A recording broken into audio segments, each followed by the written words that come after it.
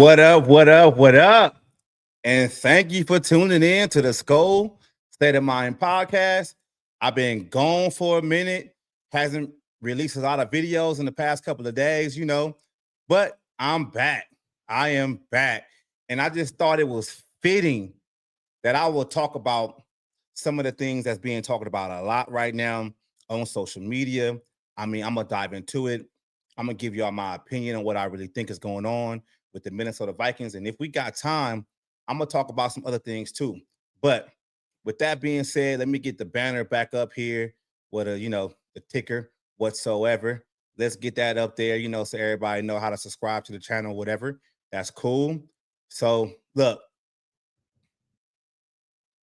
Minnesota Vikings quarterback situation. So peep gang, right? So we all know, I think everybody as of right now, they caught up with what's going on with the Minnesota Vikings. Max Brosmer will be starting on Sunday against the Seattle Seahawks, right? That's Big Sam squad, right? So let's get into it. This is how I feel about it though, right?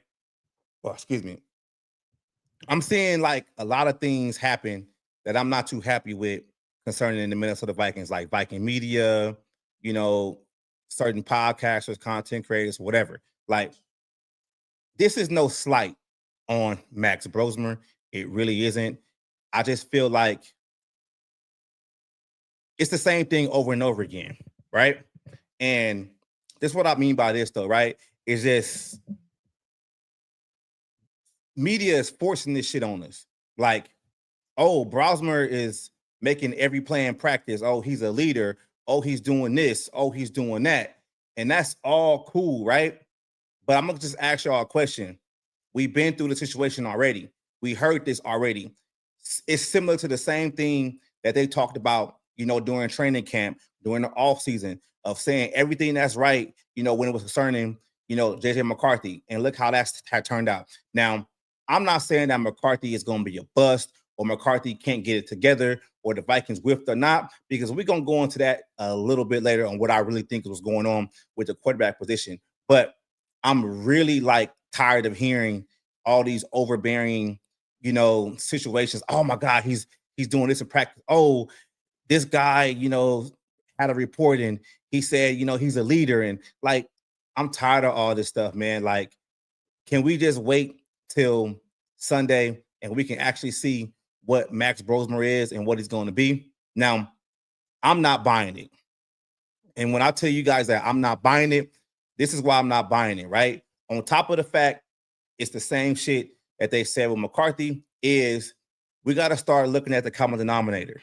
You feel me? The common denominator is Kevin O'Connell, right?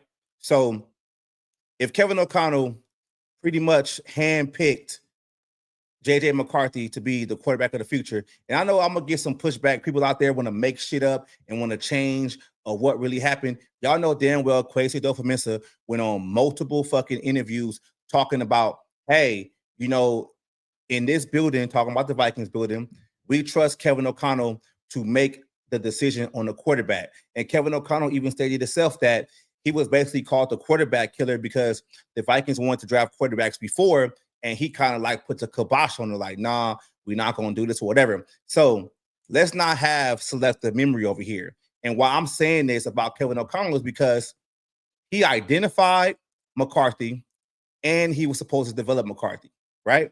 And we're seeing McCarthy's development actually go backwards, right? Some of the things that he's doing on the field now wasn't things that he had problems with at Michigan. And I don't want people to be like, oh, you harping too much on McCarthy. We got to move on to Brosmer. Brosmer is not the quarterback of the future as of right now. You feel me? He's not. We don't know what Brosmer's going to be. So we're going to start this off with McCarthy. We're going to talk about McCarthy because that's what the whole offseason was about developing JJ McCarthy. Am I right or am I wrong? Feel me? So let's get back to Kevin O'Connell. Now, all that talk about him being a quarterback whisperer and stuff like that, I see some people out there trying to change that shit now and basically saying that he ain't the quarterback whisperer, he's the veteran quarterback whisperer. Well, that shit don't count. I'm just going to call it for what it is. That shit don't count. He was brought in here to identify, develop a young quarterback for the foreseeable future. And he is failing on that right now. He really is. And for people out there to kind of like change the narrative or switch it up, I don't like it. I just got to keep it G all the way through. That's how I am. And if I'm wrong, I will come right on this channel and let you guys know that I'm wrong and be like, okay, it is what it is. Let's move on. But we're not about to cherry pick on a situation. It just gets me pissed off when you see people out there trying to blame Quasi, trying to blame everybody else instead of holding Kevin O'Connell accountable. And that's what we do on this channel. We hold everybody accountable when it's time to. Y'all know damn well how I roll. I talk about the defense when they don't do their job. I talk about the offense when they don't do their job. I talk about management when they don't do their job. So I'm just telling y'all out there, y'all got to stop with the switch up. That switch up gets on my damn nerves.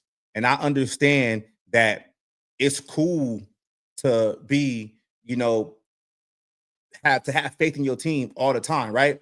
But we got to look at it like this, though, bro. Since Kevin O'Connell has been the head coach of this football team, there's been a big quarterback carousel, right? Kirk Cousins re-signed him, didn't work out. Oh, he needs to get a young QB. Second season with Kirk gets hurt. Mullins plays, Dawes plays, Hall plays, right? Then, we go into the season last year where we got Sam Darnold, Daniel Jones, these guys on the roster. And now it's like, it's always ever changing. Stop making excuses for this man. Please. Please do. So I'm going to keep it rolling. I mean, I see people out here, look like it's like 24 up in here right now. So I'm going to do y'all solid though, man. I'm going to put the link in the chat real quick. So whoever want to jump on, say what they got to say, it's free to come on, whatever. This is just something I had to, get back into. Wasn't going live or doing videos, for the most point, whatever. So it is what it is. All right, look. So let's get back to Max Brosmer, right? You already know how I feel about the media pumping this shit up and making it seem like Brosmer is the next Brock Purdy or whatsoever, right? I'm gonna ask this question, right? How would you feel if Max Brosmer goes out there and he doesn't perform up to snuff, right? And I already know what the baked in situation is going to be.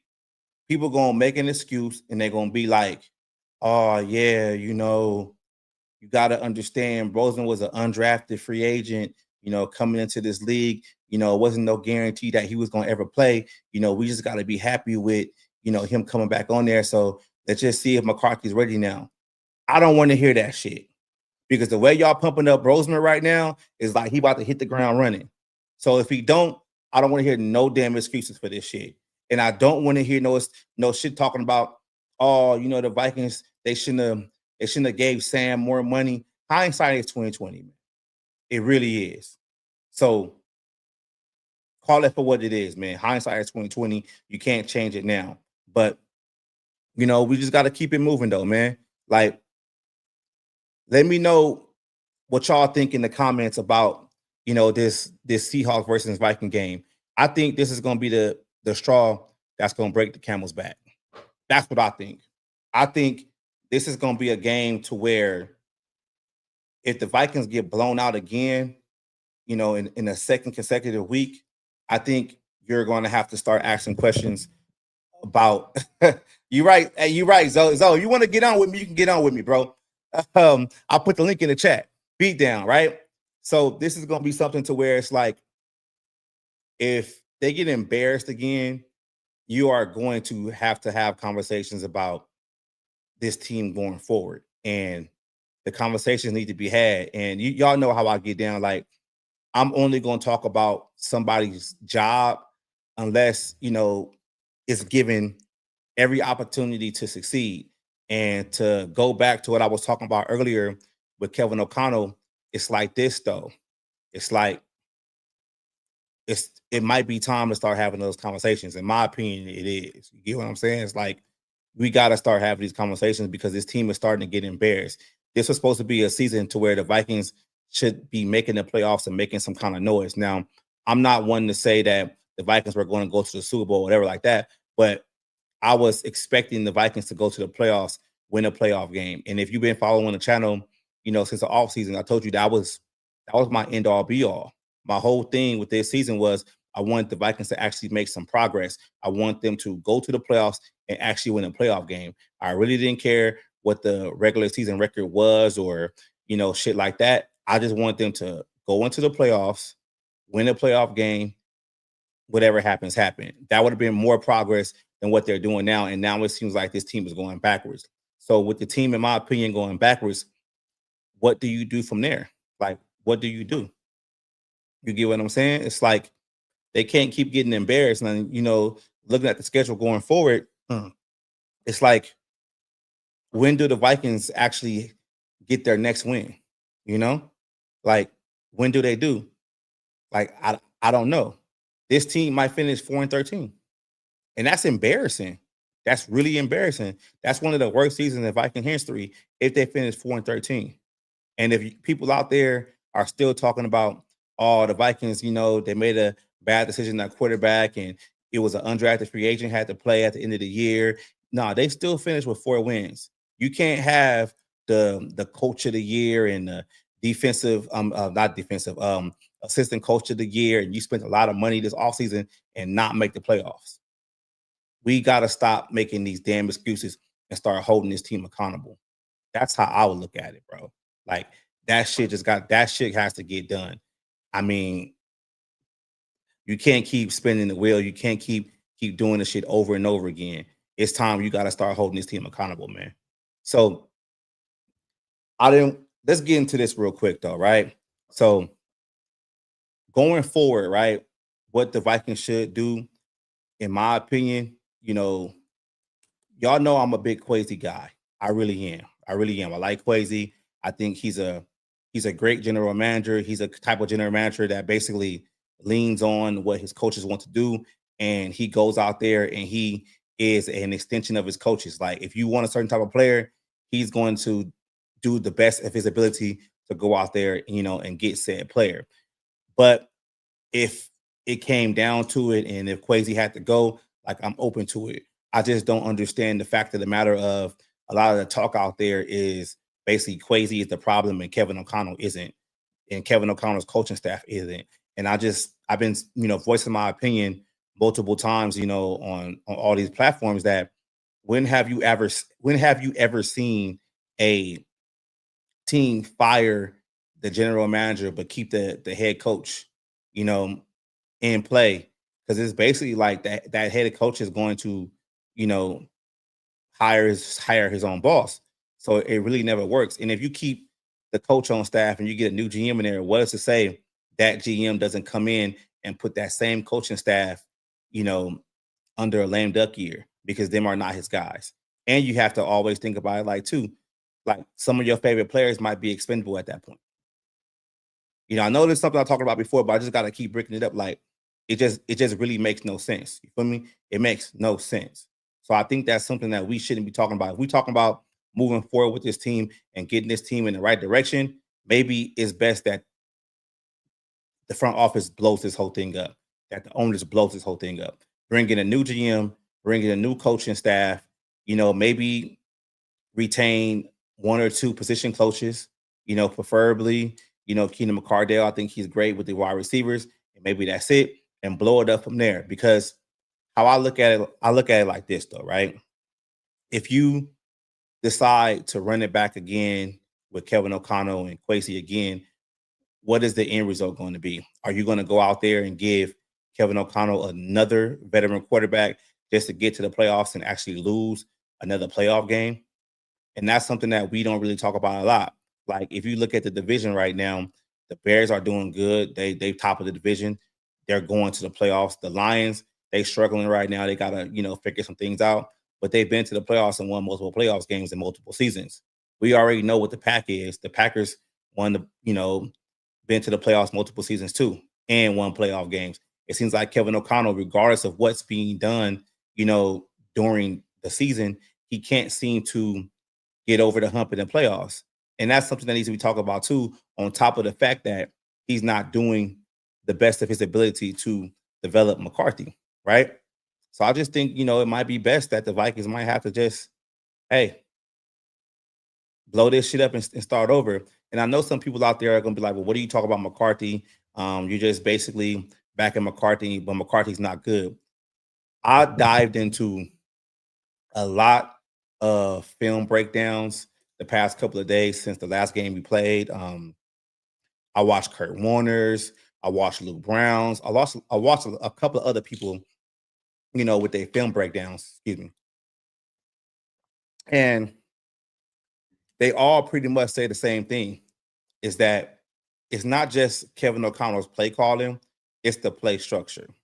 It's like he doesn't know when or when not to chip, and he's not keeping things to the point to where he wants to go down the field, but there's nothing underneath for the quarterback to go. And that's why I'm not pretty much, too high on Max Brosmer, because it's like, well, what is it going to be? You feel me? Like if when Brosman plays on Sunday and this offense is still bad, what is going to be the excuse then? Like that's my thing about it. Like I just don't want to hear no shit to the point of being like, oh, he's an undrafted free agent. He was never forced to play. But this is the quarterback guru. This is the guy that you say is the coach of the future. This is the guy that people say, hey, I want to come to Minnesota because I want to be in his offense. Am I right? That's what people saying. So, hey, that's just how I look at it. Hold on real quick, y'all. Let me send this text real quick. Man. Hey, Zoe, you ain't busy. Jump on in with me. Let me text him real quick. Let me bring somebody on. Let me see your TB available.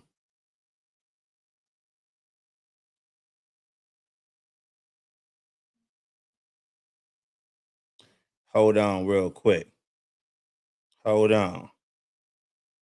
Let's see who gonna jump in here too. Who gonna jump in here too? Man, if not, Okay, I see. I see you. I see you. I see you. I see you. That's what's up. That's what's up. That's what's up. That's what's up. So that's pretty much, man, like trying to think of some other shit I got, That's all I really got to say right now, man. I just really wanted to come on here and vent, man, because I'm just really frustrated with this team. Like for real. Like it's frustrating, let alone this team is losing. But then you got people in the media that's pumping this shit up like, we only have 4 wins. You know what I'm saying? Like, I just don't understand that. I really don't. Let me see who's in these comments. Hey, T-Bass, jump on, T-Bass. Jump on. Let me know what you got, T-Bass. Let me send the chat real quick for you. Boom, there you go. There you go. That's what T-Bass said. Right here. Yep. Yeah. I don't want to see him wait forever either. Like, what is it gonna be, man? Like, you're gonna have to pull the trigger, either now or next year.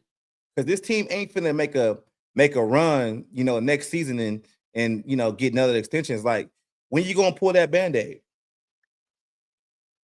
When you gonna pull that band-aid? You feel me? Like, that's just how I look at it.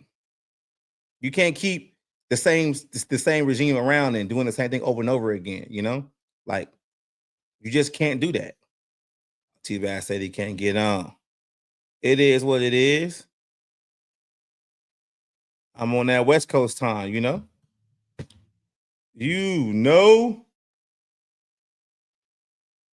shit. Let me see something real quick. Copy. Let's try this real quick. There we go. There we go. There we go. Hey, though, T-Bass, since you in the chat, though, who would you like to see take over this team going forward? Hey, you know what? You're right. It is. It is. Because you've went multiple seasons without developing young players on his roster. That's big right there, right? And Kwesi is to blame for that. Like he's a general manager. It's been bad draft picks. But what I do say when it comes to the bad draft picks, I do say this though, right? Coaching has been really impatient when it comes to having patience with developing talent, right? Y'all remember that dude, Noshawn Wright, that Kwesi traded for with the Dallas Cowboys for Andrew Booth, right? Well, for some reason he couldn't get on the field, but now he's basically leading the league in interceptions, more interceptions than this team actually has right now, right? Which is a big deal to me because it's like you can't blame Kwesi for that shit because he brought him in. Now I got TB coming in. What up, Tony? What up, Tony? What's up? Can you hear me? Yeah, I can hear you. What's the word in Minnesota, man? It's mixed. There are some fans, they're calling out who they should, which is KOC. KOC. I've been seeing that lately. But with a lot of them, they're blaming JJ McCarthy and they're blaming Kwesi. Okay. So many fans up here are still giving KOC a pass. Yeah. Which is what I expected, but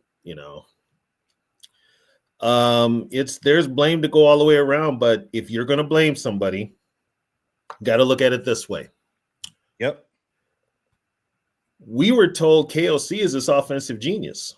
We were told KOC is this quarterback guru. Yeah. He can mold any quarterback into a proven starting NFL quarterback.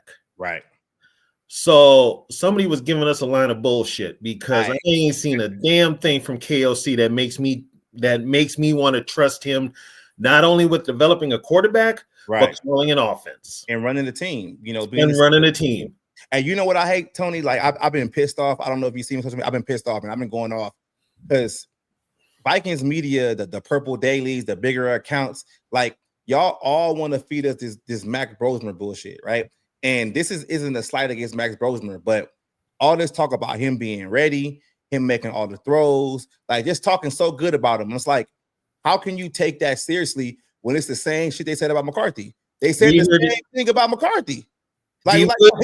D Woods, did we not hear the same thing in training camp? That's what we heard, like, and I'm just like, I'm sitting here thinking, like, y'all really buying this shit? Like, we heard the same thing. Oh, he's a leader. McCarthy can't miss. And then we get out there and we see what McCarthy look like. So you really want me to believe that Max Brosmer is doing all this in practice and he's just gonna hit the ground running against the defense? Get out of here. The only thing I can say in Brosmer's defense, since he was a Minnesota kid, played 1 year at the U of M, the offense that they ran with the Gophers is similar to the one that the Vikings run. Okay. So that would be that he's got that right there. But other than that, he only spent a year with us. Right. And when he was here, we ended up playing in a lame-ass bowl game anyway. But, it's like they make a big deal out of him because he's a local kid and he's starting for the local team. And you know how Minnesota is. They got to hype up the local kid. But I ask you this though, like how many chances is a head coach going to get with quarterbacks? You had multiple veteran quarterbacks. You had Kirk. You re-signed Kirk for a couple of seasons until his contract ran out because that's what KLC wanted. Then you had Dobbs. You had Mullins as your backups. They didn't retain those guys. Then you go and you get Sam Darnold for the season when you drafted McCarthy. You don't retain him because you got an ego and you basically want to say you want to develop a quarterback. Well, remember, develop a quarterback and you can't. Remember when they drafted McCarthy, if McCarthy doesn't get hurt, he's going to be starting sometime in the middle of the season. So I'm glad you said that, Tony. So if he was that good last year in training camp before the injury and he was going to quote unquote take over for Sam, why are we seeing this regression now? Why? Because it's coaching, bro. It's coaching. Like, I don't know if you saw it, but I was talking about, like, after the game, Tony, I did a real big deep dive on like just NFL film, right? I looked at Kurt Warner, I looked at Luke Braun, I looked at a couple of other guys, right? And they're basically all saying the same thing, that Kevin O'Connell play structure and play calling is not conducive to a young developing quarterback. Like you got him dropping back 5-7 steps back, for a play down the field, and people think those plays are like streaks, but they're not. You got the receivers on the outside having to do double moves just to get open. And then you got your two tight ends and your running backs chipping. They're not even running a route. So you basically only have 2 or 3 routes in the route tree against a defense that has maybe three cornerbacks, right? 3 DBs, 2 on the outside, one in the middle as a nickel. And then you got a safety, 2 safeties up top, and a linebacker taking over everything. That's why this offense sucks. Because you don't have enough routes going out there. Like, it's basic football. Like, you're just running 3 routes on 7 guys. So 3 routes on 7 guys, I mean, I can divide. That's basically 2.5 men on each player. Yeah. By the way, just watching KOC's offense, you now see why he was never trusted to put together a game plan or call offensive plays. Yep. You see And I'm about to piss off a bunch of Viking fans, and I don't care because I'm going to just tell the truth right now. The only reason KOC took this job was because he wanted to call plays. That's it. He's going to be losing this job because he can't call plays. Well, if you know what, he'd have lost his job quicker if we had a real friggin' ownership. If we had somebody to step in and fire his ass, we would. But guess what? The scapegoat is going to be Kwesi. And I asked you this last time, Tony. If the scapegoat is going to be Kwesi, we have never seen a NFL organization fire the GM and keep the coach on staff and it actually work out. That creates more friction in the front office because you're basically allowing the head coach to pick what his boss is going to be. And what if to say that management goes out there and they get like a hard-nosed GM that really knows football, that can scout or whatever, the first thing he's going to do is put Kevin O'Connell on notice. You know what? You're waiting a year. Just fire him now. You got to remember this, though. Everybody thinks KOC and Kwesi are on the same page. They haven't been on the same page since day one because, first of all, Kwesi was not KOC's pick. Yep. Kwesi wanted Harbaugh. Yep. So, but I'm telling you, Tony, I think I got this weird hunch about Kwesi. Mm-hmm. I just feel like he's a smart dude and he understands like management and stuff like that. He knows damn well if he gets fired, Kevin O'Connell will probably get another job before he gets another GM job. He probably will be one and done at the GM. He would probably have to go back to be, Andrew Berry's assistant, shit like that. He won't get a GM job anymore. Well, here's the thing with Kwesi though. He's not a football person. A football guy. Well, he's really a Wall Street guy. See, it's this shit right here. I'm sorry. This is bullshit right here, bro. Bandit JV, no disrespect. We are not bringing in Mac Jones. And I'm going to ask you this, bro. How many quarterbacks are you going to give Kevin O'Connell to try to make the playoffs and win and lose a playoff game? Mac Jones is not it, bro. And if we wanted Mac Jones was available as a backup quarterback. That's why I was so pissed that the Vikings didn't go out and get a legit backup quarterback and put him on a multiple seasons. We don't need Mac Jones, okay? Stop bringing this shit up. The shit makes no goddamn sense. We have a young quarterback that needs to get developed, and that's Jason McCarthy. He might be playing bad right now, but we ain't bringing in no damn Mac Jones. Here's the big thing, though. Here's the big thing, and this is what nobody's looking at. Everybody's saying we need to bring this player in, we need to bring that player in. Okay, people, use your brain. Do you really trust KOC with any of this shit? No, I don't anymore. I don't because Tony, how many quarterbacks that he's going to get? Head coaches don't get that many chances in the league. You might get a veteran quarterback. Okay, cool, it didn't work. Then you go draft one. Then you're fired because you missed what you got. Okay, you want some proof of how other teams operate? Let's take Philadelphia. Doug Peterson wins the Super Bowl. They fire him the next year when he doesn't make the playoffs. Out. Done. And guess what? Sirianni won the Super Bowl. If he doesn't fix that ship right now, he's going to be fired. But yet Minnesota's going to hang on to a friggin' below 500 coach. And keep giving them quarterbacks. Keeping up with excuse after excuse after excuse. This needs to stop. It needs to stop. It needs to stop. It needs to stop. It needs to stop right now. It makes no sense. Like, I just don't understand how Viking fans are just like brainwashed. You know what it is? For years, the Viking fans have been told up here, we need to get a quarterback and keep a quarterback for as long as the Packers have kept their quarterbacks. In 30 years, they've had, 3 different quarterbacks? Yeah. 30 years, though. 30 years. Yeah. They have Favre for a long time, Rodgers for a long time, and I don't know how long Love's going to last. But, granted, they got 2 Super Bowls out of it, but what else have they done?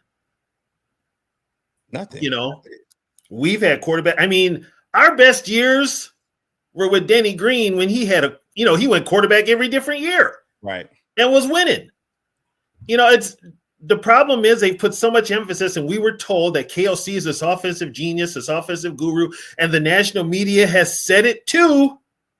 Yep. That he is. If you were a young team and you needed a young coach to start your team, who would you pick? Everybody said KLC. Biggest bullshit I've ever heard in my life. I'm starting to see like some national media like take some shots at Kevin O'Connell now, especially for how JJ's been looking. Like they're kind of leaning back a little bit. Like I don't. Well, and that tells you just watching JJ regress as he has. That's on the coach. You don't give a young quarterback too much to handle. Case in point, yesterday, guess what? That Philly game, Caleb Williams looked like ass. So what does Ben Johnson do? He started running the goddamn football.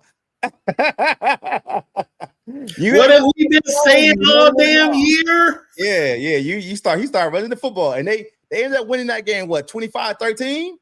24-15, but they had both running backs had 100 yards, dude. They had damn near 300 yards on the ground. That is unheard of in today's NFL. And I'm gonna say this too about the running backs, right? Who the hell is Monangai? Monangai is basically a 4th round, 5th round draft pick that the Bears pretty much got, right? So yeah, he was probably going to be cut. He just made the team. Yeah. So how come Kevin O'Connell? He needs to trade for Jordan Mason. He needs to retain Aaron Jones just so his running backs can look good. You got Ben Johnson, basically got Monangai looking just like Gibbs right now. like that's coaching. That's coaching. Yeah. That's what I'll keep saying. That's coaching. And when you jumped in, I was talking about Noshawn Wright, right? Noshawn Wright was the guy that Kwesi brought in when he traded Andrew Booth. The Andrew Booth is what it is, but he brought him into the organization. Mm-hmm. Couldn't make it on the field. Couldn't get out of special teams. And now he currently has more. He got more turnovers than the whole damn Viking team. The whole Viking squad. You know what that is? That's Brian Flores. Brian Flores. I've been saying it. You know, Tony. I've been saying it for a long time. This team lacks development. You can always say that, Kwesi drafted these players, but if these coaches are not developing them and putting them in a position to succeed, that's on coaching. Here's the thing. Kwesi gets the players, okay? Gets them. It is up for the coaches to develop these guys to get them to play the type of football that they want them to play. And I've noticed something with this coaching staff. They don't develop a motherfucker at all. They don't have any patience. No, they have no patience. They got no patience. It's like, unfortunately, the worst thing that could have happened was, like I said before, KLC winning 13 games his first year. Yeah. That was the worst thing that could happen. And then 14 a year later. Yeah. So you know what? Let's talk about those wins, right? Because I had a guy on X. You know what? You're right. Let's dissect these wins. Okay, go for it. Let's do it. Yeah, peep game, right? Mm-hmm. The first year, Kevin O'Connell, they won 13 wins. But how many one-score wins was in those 13 win season, right? I think they probably it was 10 of them. 11. Right? And Kirk Cousins had basically 10 fourth-quarter comebacks. What does a comeback mean? That means you were losing. You're losing. Right? So if you really look at it, this season that we're having right now was bound to happen because the dam just broke. You know how the roof collapsed in Minnesota back in the day? The snow got in? That was Kevin O'Connell's whole offense just collapsing because now it's like you can't win these one-score games anymore. Here's the problem. That way of winning is unsustainable. Exactly. You have to dominate some teams. Exactly. You have to go out there, play 4 full quarters. Yep. You're lucky if you get 2 halves out of Kevin O'Connell at times because he'll put in the first 15 plays. He's fine. And then you got that lull between that and near the end of the game where all of a sudden he wakes up and realizes he's got to coach a football game. He got to coach a football game. It's just like those scripted plays in the first quarter. Yep. They look cool. They go down the field, kick a field goal, get a touchdown, whatever. Second, third quarter, offense disappears. Now they're down. So now him and his coaches are scrambling, trying to hurry up and try to get the team back. But I'm gonna say this though, too, Tony. If the defense didn't have a year that they had last year, they lose more games. Because you know what? The defense kept them in a lot of games. Yeah, you think about all the turnovers they had last year. The Viking offense was lucky working with a short field. They worked with a short field. This year, they got to run the distance, and it shows. It shows. It shows. See, we talk about football here. We watch the games. We analyze it. We're not just going to come on here and give you, hey, everything's going to be okay. We've been seeing this shit play out. This team is not good. It's not good. This offense is terrible. And what I'm noticing too, like I call Jefferson the great eraser, right? Because he erases a lot of bad play for quarterbacks. He does. As of right now, he's not able to do that. Alex is not able to do that because the offense is so bad. Their ability can't match what's going on with this offense. They can't. No, it all falls back on. This falls on, as we've said before. It all falls back on Kevin O'Connell. Like, you have to have that conversation. And I said this too. I told Zoe this last week. I said, look, Kevin O'Connell going to be in trouble if they lose bad to Green Bay. Because the one thing about the Wills is they always want to know what's going on with Green Bay, and they don't want to get embarrassed by Green Bay. They got embarrassed last week. Now you got Seattle coming to Minnesota. Sam Darnold and them, they probably going to light the shit up, right? They lose again. And by the way, folks, I'm going to put this out there, and I'm going to cause some controversy. JJ ain't got a concussion. I'm glad you went there. He ain't got a concussion. Because what this is? Is considered a soft benching. Kevin, because now I'm glad you brought it there because I'm going to say this. I want everybody in the chat, I want y'all to think about it this way. How can Kevin O'Connell save his job this season? Soft bench McCarthy, put in Brosmer, and hope that Brosmer does better than McCarthy. Then he can say, well, I got a guy I can go into the season with next year. But this Seattle defense might not let that happen. He's trying to buy himself some time because he knows the writing's on the wall. Here's a funny thing, though. They just gave that idiot an extension. So and the Wills will do it because they gave Spielman and Zimmer extensions. They fired them. Yeah, they will do it. They fired them. But here's the thing now. When you've got a committee, you don't have one person making the calls with the Vikings. Right. It's a committee. This committee shit is the reason we don't have Harbaugh. It don't work. It doesn't work. Somebody's got to say, I'm grabbing the bull by the horns. I'm getting rid of him. And I'm getting a real head coach in here. And you know what? Let's see what JJ does under a real offensive guy. I think he can excel under a real offensive guy. I really think so. I don't think he's that bad. Cool. I just think McCarthy. I think Kevin O'Connell broke him. I think Kevin O'Connell. I said you might have heard me say this too. I said at the beginning of the year, because I was high on JJ and I still am. JJ McCarthy's kryptonite would be KLC. Yeah, I remember you saying that, and I was right. Yeah, it's Kevin O'Connell. Yeah, it just. With McCarthy, the stuff that he did well in college, he's not doing it here. And now he's developed more problems going forward. And it's like I've never seen that before. I mean, I would see a quarterback, get drafted and struggle here and there. He's actually went backwards. Okay, Zoe. Not Zoe, D Woods. Damn, I'm confused here. I'm old. Give me credit. Think about this. When KLC got Joshua Dobbs, he did the same thing. And Dobbs had went to the playoffs the year before. And you think, and to think about Dobbs too, and we talked about this too, because remember when we was having a conversation about how the Vikings are getting multiple delay of game plays? Yeah. And we were saying, what we all say, Kevin O'Connell, shut the fuck up, get out the headset, tell them to play, and let the quarterback run it.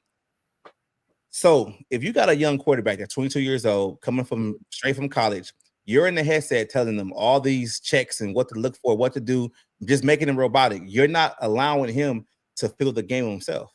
That's why when you drop backs, he's staring at the target so much, because that's what KLC is telling him where to go. Okay.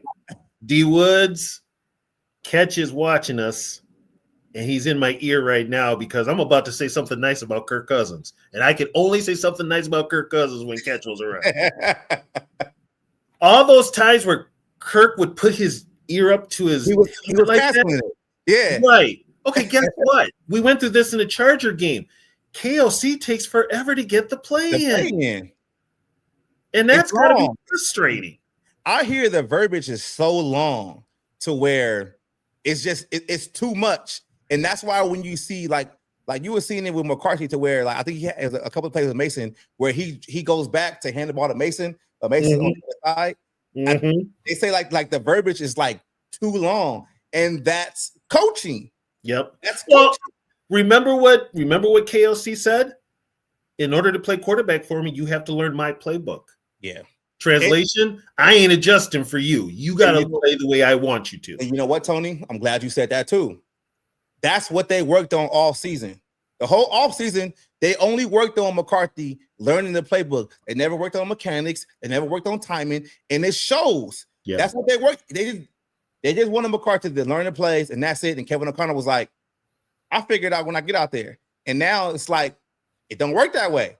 You should have been working with his mechanics and giving him a small playbook to work with. And then when he developed it and got better, then you start making it big. But he gave him the whole playbook. That's the only thing they worked on the whole offseason.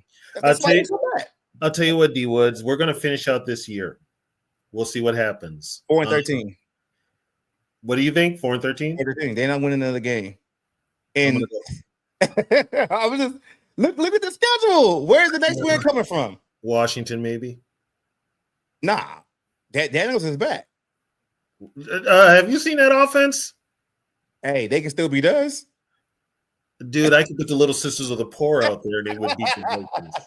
Nah, all you got to do is coach them up, and they'll get out there and get a victory. Well, I'm saying 4-13 is because we saw Leslie Frazier win 3 games, and he got canned the next season, and he had the MVP the year before.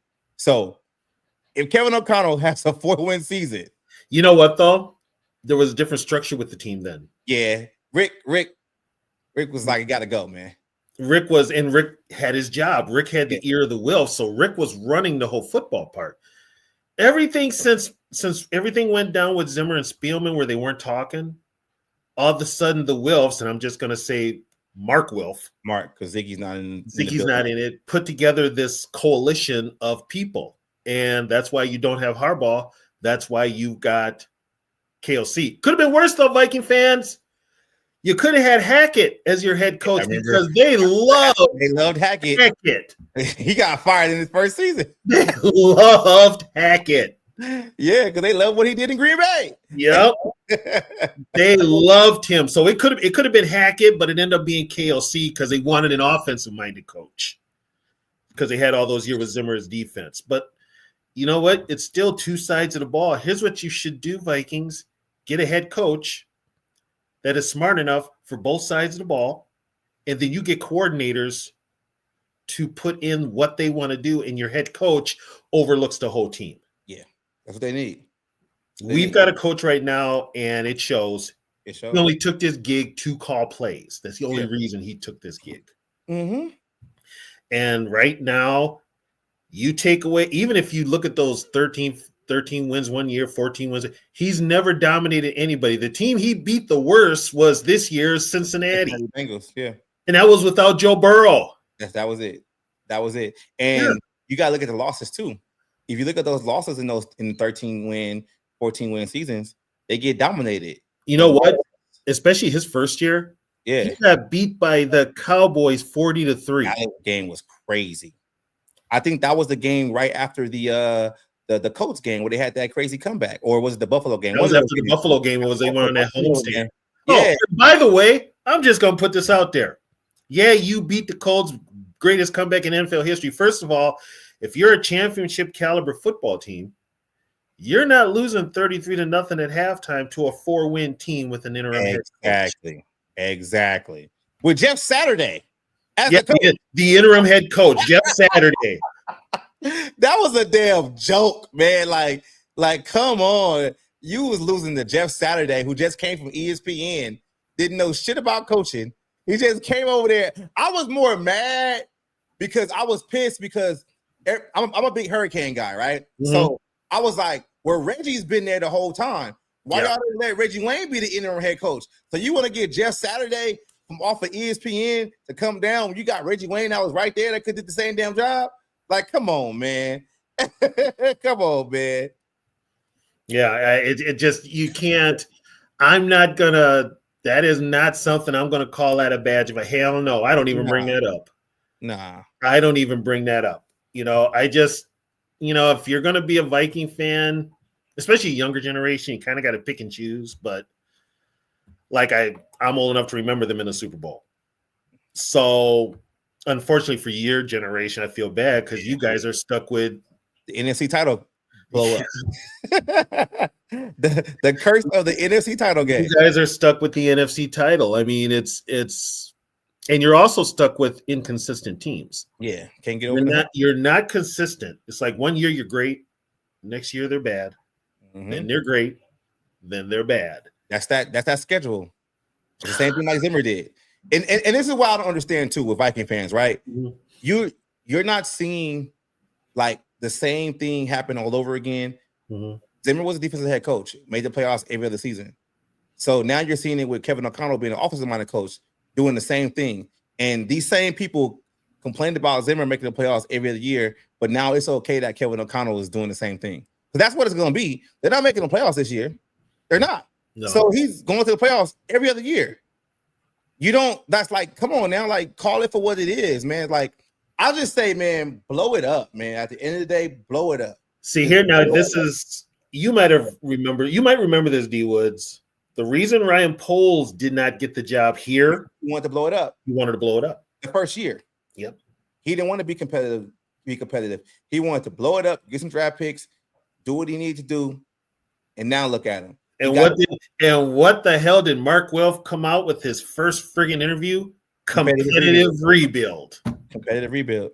Now the rebuild is here. Now they got to rebuild. They got to go full on rebuild. Yeah, because we talked about it. Like, and it goes back. This goes back to what we said about the coaches not being able to develop players.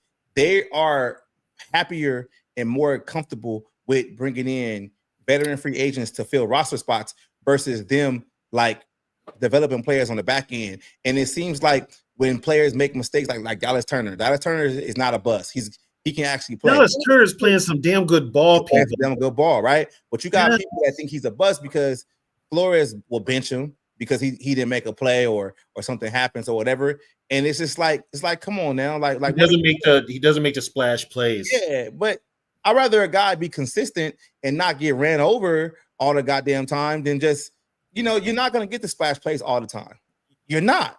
In the game of football, you're going to have those guys that do the dirty work. They're not going to get the headlines. They're not going to get the limelight. They're going to do the dirty work.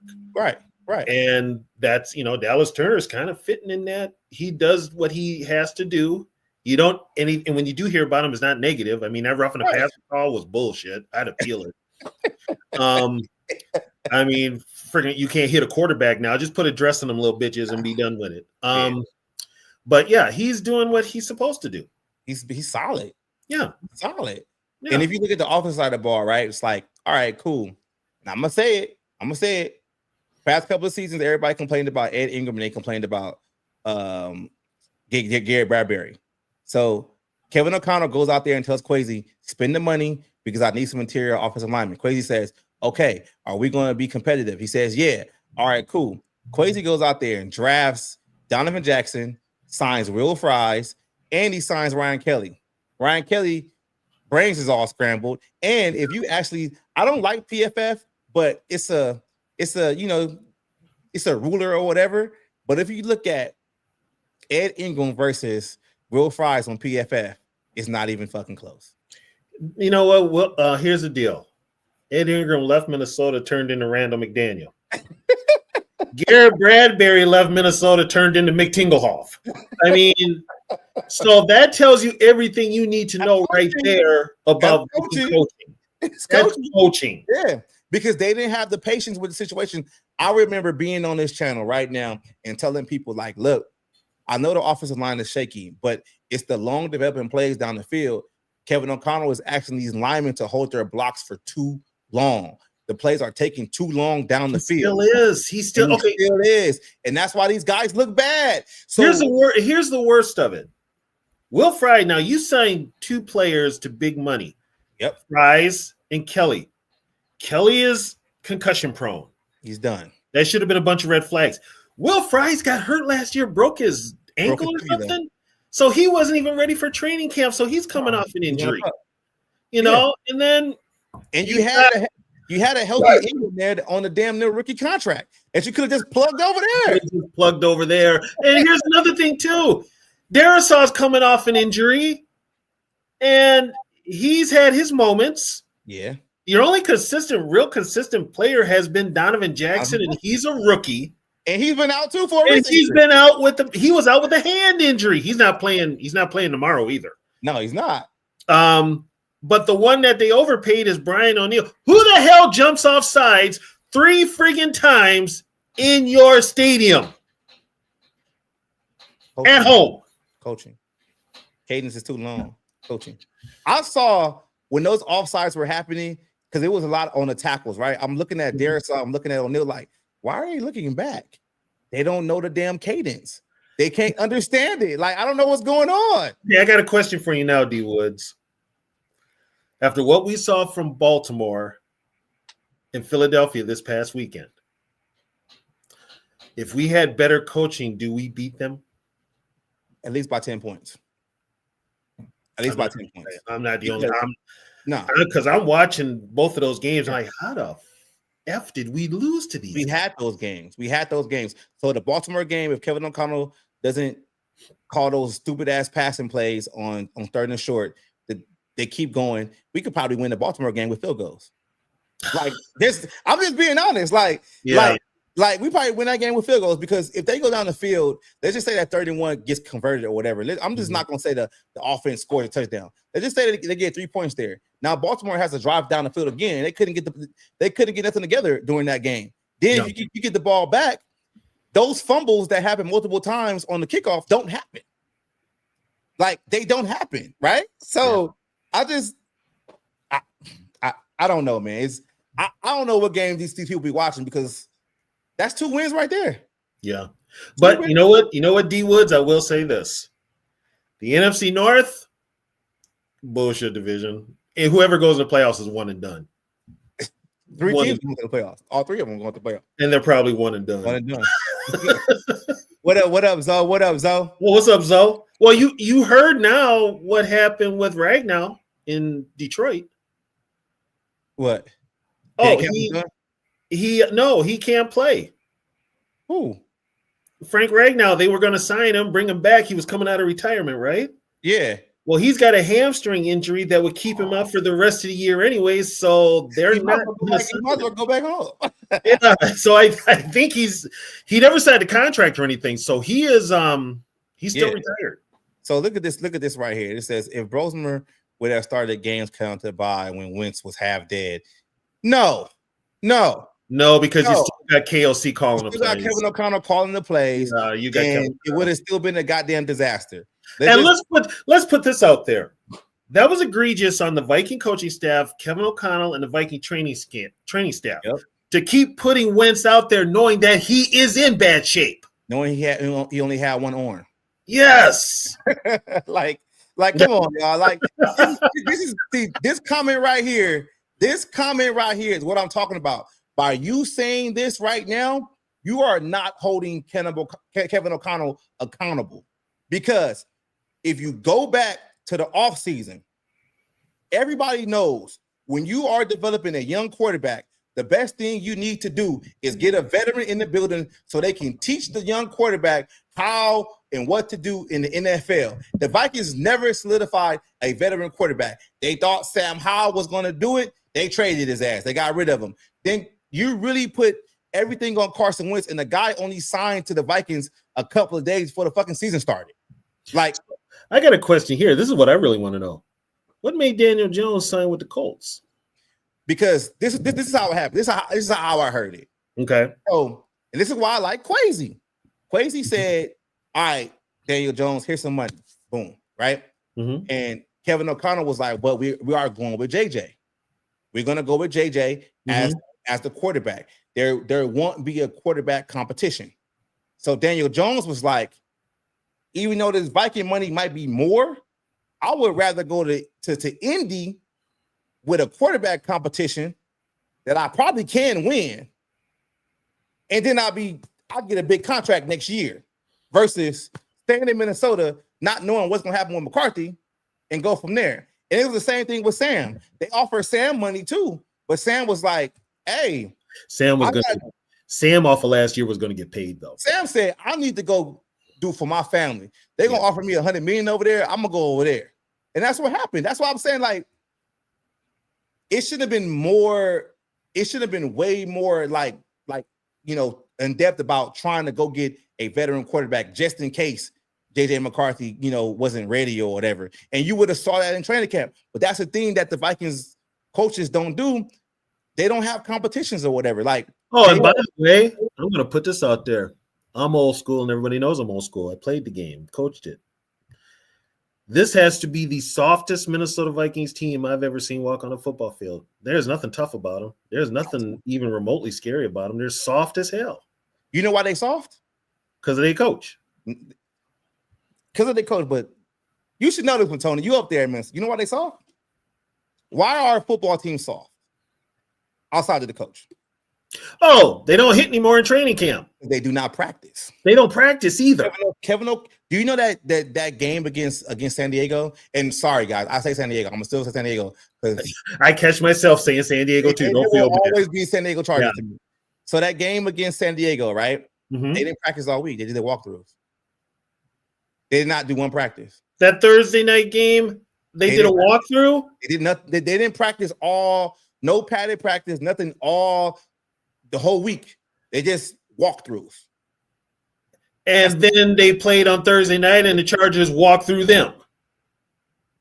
I'll tell you what, but what people don't realize about that Chargers game, that was personal for Harbaugh. Yeah. He wanted to beat the shit out of them for how they treated him. But when a team doesn't practice, it shows, right? Yeah. When you don't practice, what happens?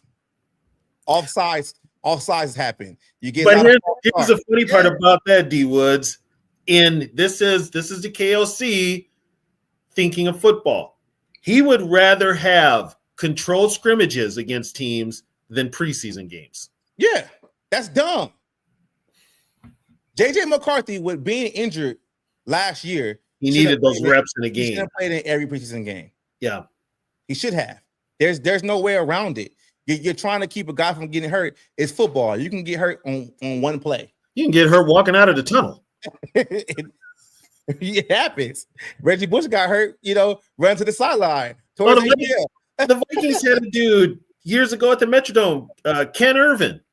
He walked out for pre-games, planted wrong on the turf, tore his Achilles. He was done for the year. No, Greg Childs back in the day with Minnesota doing training camp. Tore both his feet up. Yeah. I can bring up some names for Minnesota, man. I thought Greg Childs was going to be it. I thought so did we. We were like, okay. Yeah, I was like, Greg Childs forget, but him and Jerry is right. Yeah. Arkansas, I was like, yeah, we got two dudes, but he kept getting hurt. He kept getting hurt. So, I mean, it's like you're going to have – the injuries are going to happen. And the thing with McCarthy last year, he probably had that injury in college and didn't get it looked at. That's what I think, though, too. That's probably why they went towards the long-term situation to kind of let it heal. Mm-hmm. But when he came back, I'm telling you what it was, Tony. They didn't practice no mechanics. They didn't practice no timing. They didn't practice nothing but here's the playbook, know the plays. That's all they did. That's all they did. All they did, and it shows. And I ask people this though too. Mm-hmm. When Max Brosmer plays, and let's just say he looks bad. I think he will look bad. I'm just gonna. I know he's gonna look bad, and I'm waiting. I'm waiting to start fighting with people. Like I'm telling you, I cannot wait. I cannot wait because how I look at it is like this though. It's how I look at it, Tony. Okay. Start blaming Kevin O'Connell then. Like, I don't want to hear, oh, you got to understand he's an undrafted free agent. He was never supposed to play. But you got the coach of the year, the quarterback whisperer. Why he ain't ready? So that lets you know that there's way more things going on with McCarthy because it's the same shit going on with Brosmer. That's a coaching thing. It's a coaching thing, man. That's a coaching thing. It's been a coaching thing because that did happen. That did happen. I do remember that. Oh, did he? Okay. Yeah. Okay. He got hurt against Penn. I didn't know that. Yeah. But yeah. And it will make you think that's probably why they handed the ball off so much last season because they couldn't trust him dropping back on that knee. It's like the same shit with Tua in Alabama. He had multiple concussions in Alabama, but it wasn't recorded. No, and Tua's a bust. Let's just put that out there. Yeah, he's a bust. You know what? Brian Flores was right. Yeah, right. We knew he was right. Brian Flores was right, which is why he is going to get another head coaching job because they don't want that lawsuit to be made public. No. So he'll get another head coaching job, but they don't want that thing to be made public. I think he gets one this year. I think he goes to Cincinnati. I'll put it out there right now. He's in Ohio, Cincinnati or Cleveland. Cincinnati. Yeah. So, Tony, would you do this? Mm-hmm. So you said Ohio. You said Cincinnati or Cleveland. Mm-hmm. If the Browns fire Stefanski, would you welcome him back home as the head coach? If they decide to move on from Kevin O'Connell. We know he can develop a quarterback because he's been in the building and he had multiple positions with this team. Wasn't he on the Childress staff back in the day? Childress and Zimmer. Childress, Flores, and Zimmer. I think he got his start with Childress. Yeah, you're right. You're right, Cougar. He's a Giants guy. Yeah. Yeah. So I mean, yeah, he could. Would I welcome him back? Sure. Would he want to come back? I don't think so. I think you would. You know what though? I take it back. He left on good terms. Yeah, he left on good terms because he left on good terms. He left a year too early, and when I say a year too early, he left the year before Zimmer got fired. When he could have stayed another season on staff as the offensive coordinator again because he had that was that great year that he finally got the OC job, and he had that for a year, and then he bolted and got the head coaching job. So I'm just Bob, would you rather have DeFilippo back? And what was he coaching in the spring league? I don't know. like I think he was coaching in the spring league as a head coach. I'm like, yeah. Would you rather have DeFilippo back or whatever the fuck his name is? All I'm saying is I just want the Vikings to blow this coaching staff up and bring in somebody that's going to develop these players going forward because I can't keep blaming Kwesi. I can't blame Kwesi for putting the players in getting the players that these guys want, and then these guys can't coach them, and they, you can't get shit done. The sad part is though, D Woods, we're gonna have to wait another year. We might have to wait another 2 years. 2 years. 2 years. No way. 2 at the Why most. 2 years? Because KOC's got these motherfuckers hoodwinked. Even if he only wins 4 games this season, still? Yeah. But what would the excuse be? Give him time to develop JJ. You know what, McCarthy, you're gonna have to start calling your coach out in the what's name. He just might. If this keeps up, you're gonna have and I told people this. McCarthy's gonna be Fran Tarkenton, KOC is gonna be Norm Van Brocklin. You're gonna have that dynamic again where they don't get along. Mm-hmm. because of the coaching style that KOC is and the playing style that JJ is. You're going to have that again. But the problem is management. The problem is those 40 wins that he has are, I mean, they got him on the Mount Rushmore of Viking coaches. They got him right up there with Bud Grant, for God's sakes. Nah, man. Nah. I wouldn't even, I can't put KOC over Zimmer right now. At least Zimmer. I can't put KOC over anybody. Dennis Green. I can't put him over Mike Tice. Mike Tice went to playoffs too and won a game. Tice won a playoff game in Green Bay, dude. Yeah, he went to playoffs too. I mean, come on. Yeah. I don't understand it. I really don't understand Kevin. I don't think he's back next year. I'm gonna keep saying it. I'm gonna keep saying it and putting it out there in the world. He won't be back next year. Okay, he will not win another game this season. Okay, so you're saying O'Connell won't be back next year? No, okay, so now this plays into it. If they do move on from O'Connell, do they elevate Flores? No. They allow Flores to walk and get a head coaching job because, for one, I feel like Flores, they did Flores a solid, right? Because it's kind of a coincidence that he doesn't have a contract next year, so he could just walk. He's not on the books next year at all. No, this year. Once this year is over, he's off the books. Exactly. So I just think that he won't even be talked about. I think they're going to focus on bringing somebody in to develop the young quarterback. That's what they're going to do.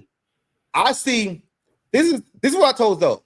They're going to lose Sunday, 35-6, right? Outward embarrassment. I don't even think they have any. How many games have they won this year in Minnesota? Probably only one, right? The Bengals game, right? Just the Bengals game. Yeah, the game I was at, they won. Right? So they're going to get embarrassed again for the second consecutive week, right? I think this is probably going to be a 4-game losing streak. So yeah, Monday, Tuesday, Kwesi gets fired. Boom. Kwesi Grigson out the door. See you. You know what? Grigson's name has come up as being one of the possibilities to get fired also. Right? His name has come up. So they fired Kwesi Grigson out the door, right? Which gives the Vikings time during the season to figure out the GM. They will have a new GM.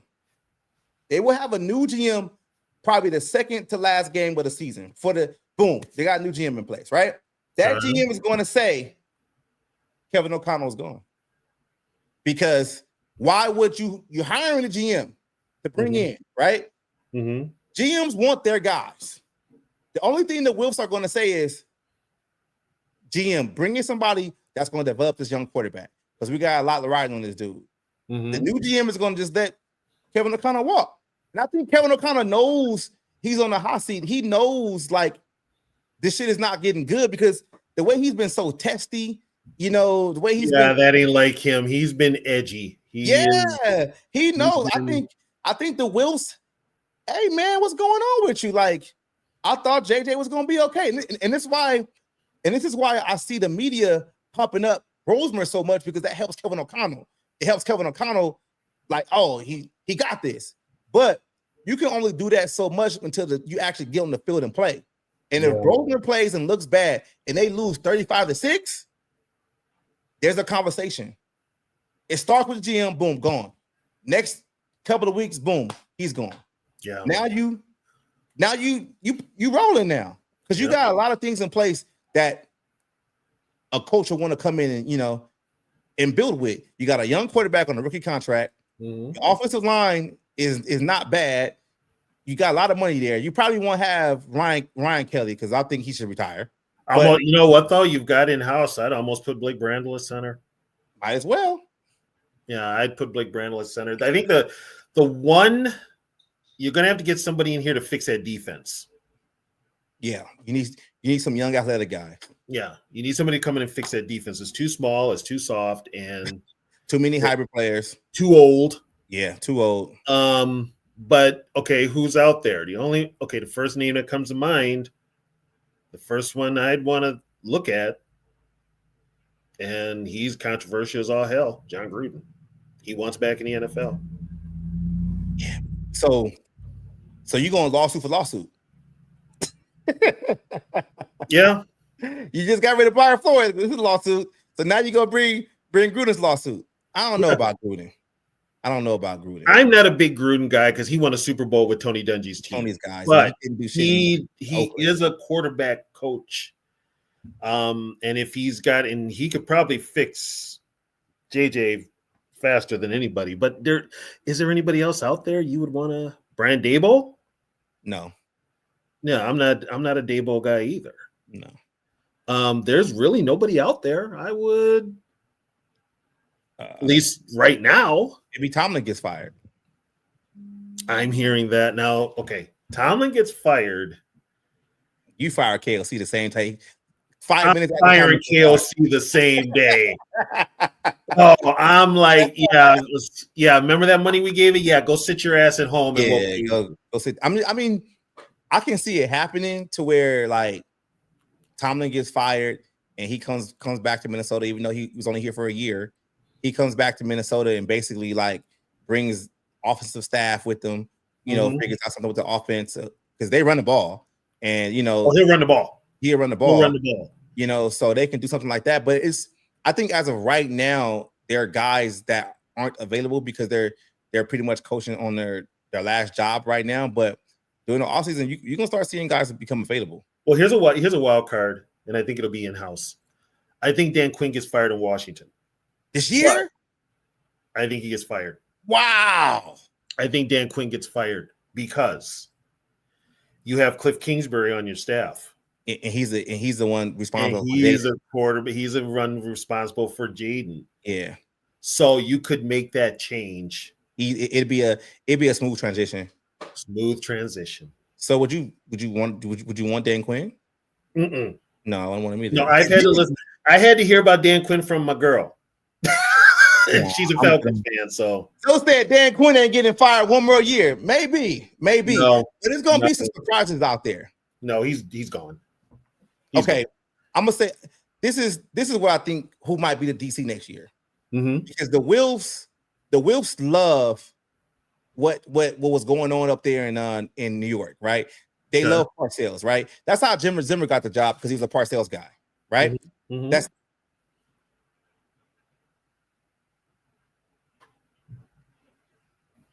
oh shit. Damn. We lost him. Oh, sure, D Woods, put me on your podcast, and next thing you know, I have to do all the talking. Wow, that's Giants trade for Harbaugh. That is that is a possibility. There's so many coaches out there. Yeah, Flores could go to the Giants. Unfortunately, I think we're stuck with KLC for one more year at least, maybe two. I don't think so. I think he's gone next year. You think he's used? You really think he's? I think he's out. The history with this team just tells me he's going to get one more year. Tony, you've been following this team longer than I have, and you've been following multiple ownership. The thing about the Wilkes ownership is they do not want to be embarrassed. Once this team starts looking embarrassing, that's when they make a change. This team is starting to become an embarrassment of the NFL. Like if they only win 4 games this year, that's the embarrassment. That's not competitive. It's not competitive, but like in the chat there, they love KLC. Yeah. That's the problem. They love him. If it was up to me, okay, you had your warning signs when he won 13 games. And I told people, do not look at how he wins the games. Look at how he loses the games. Yeah.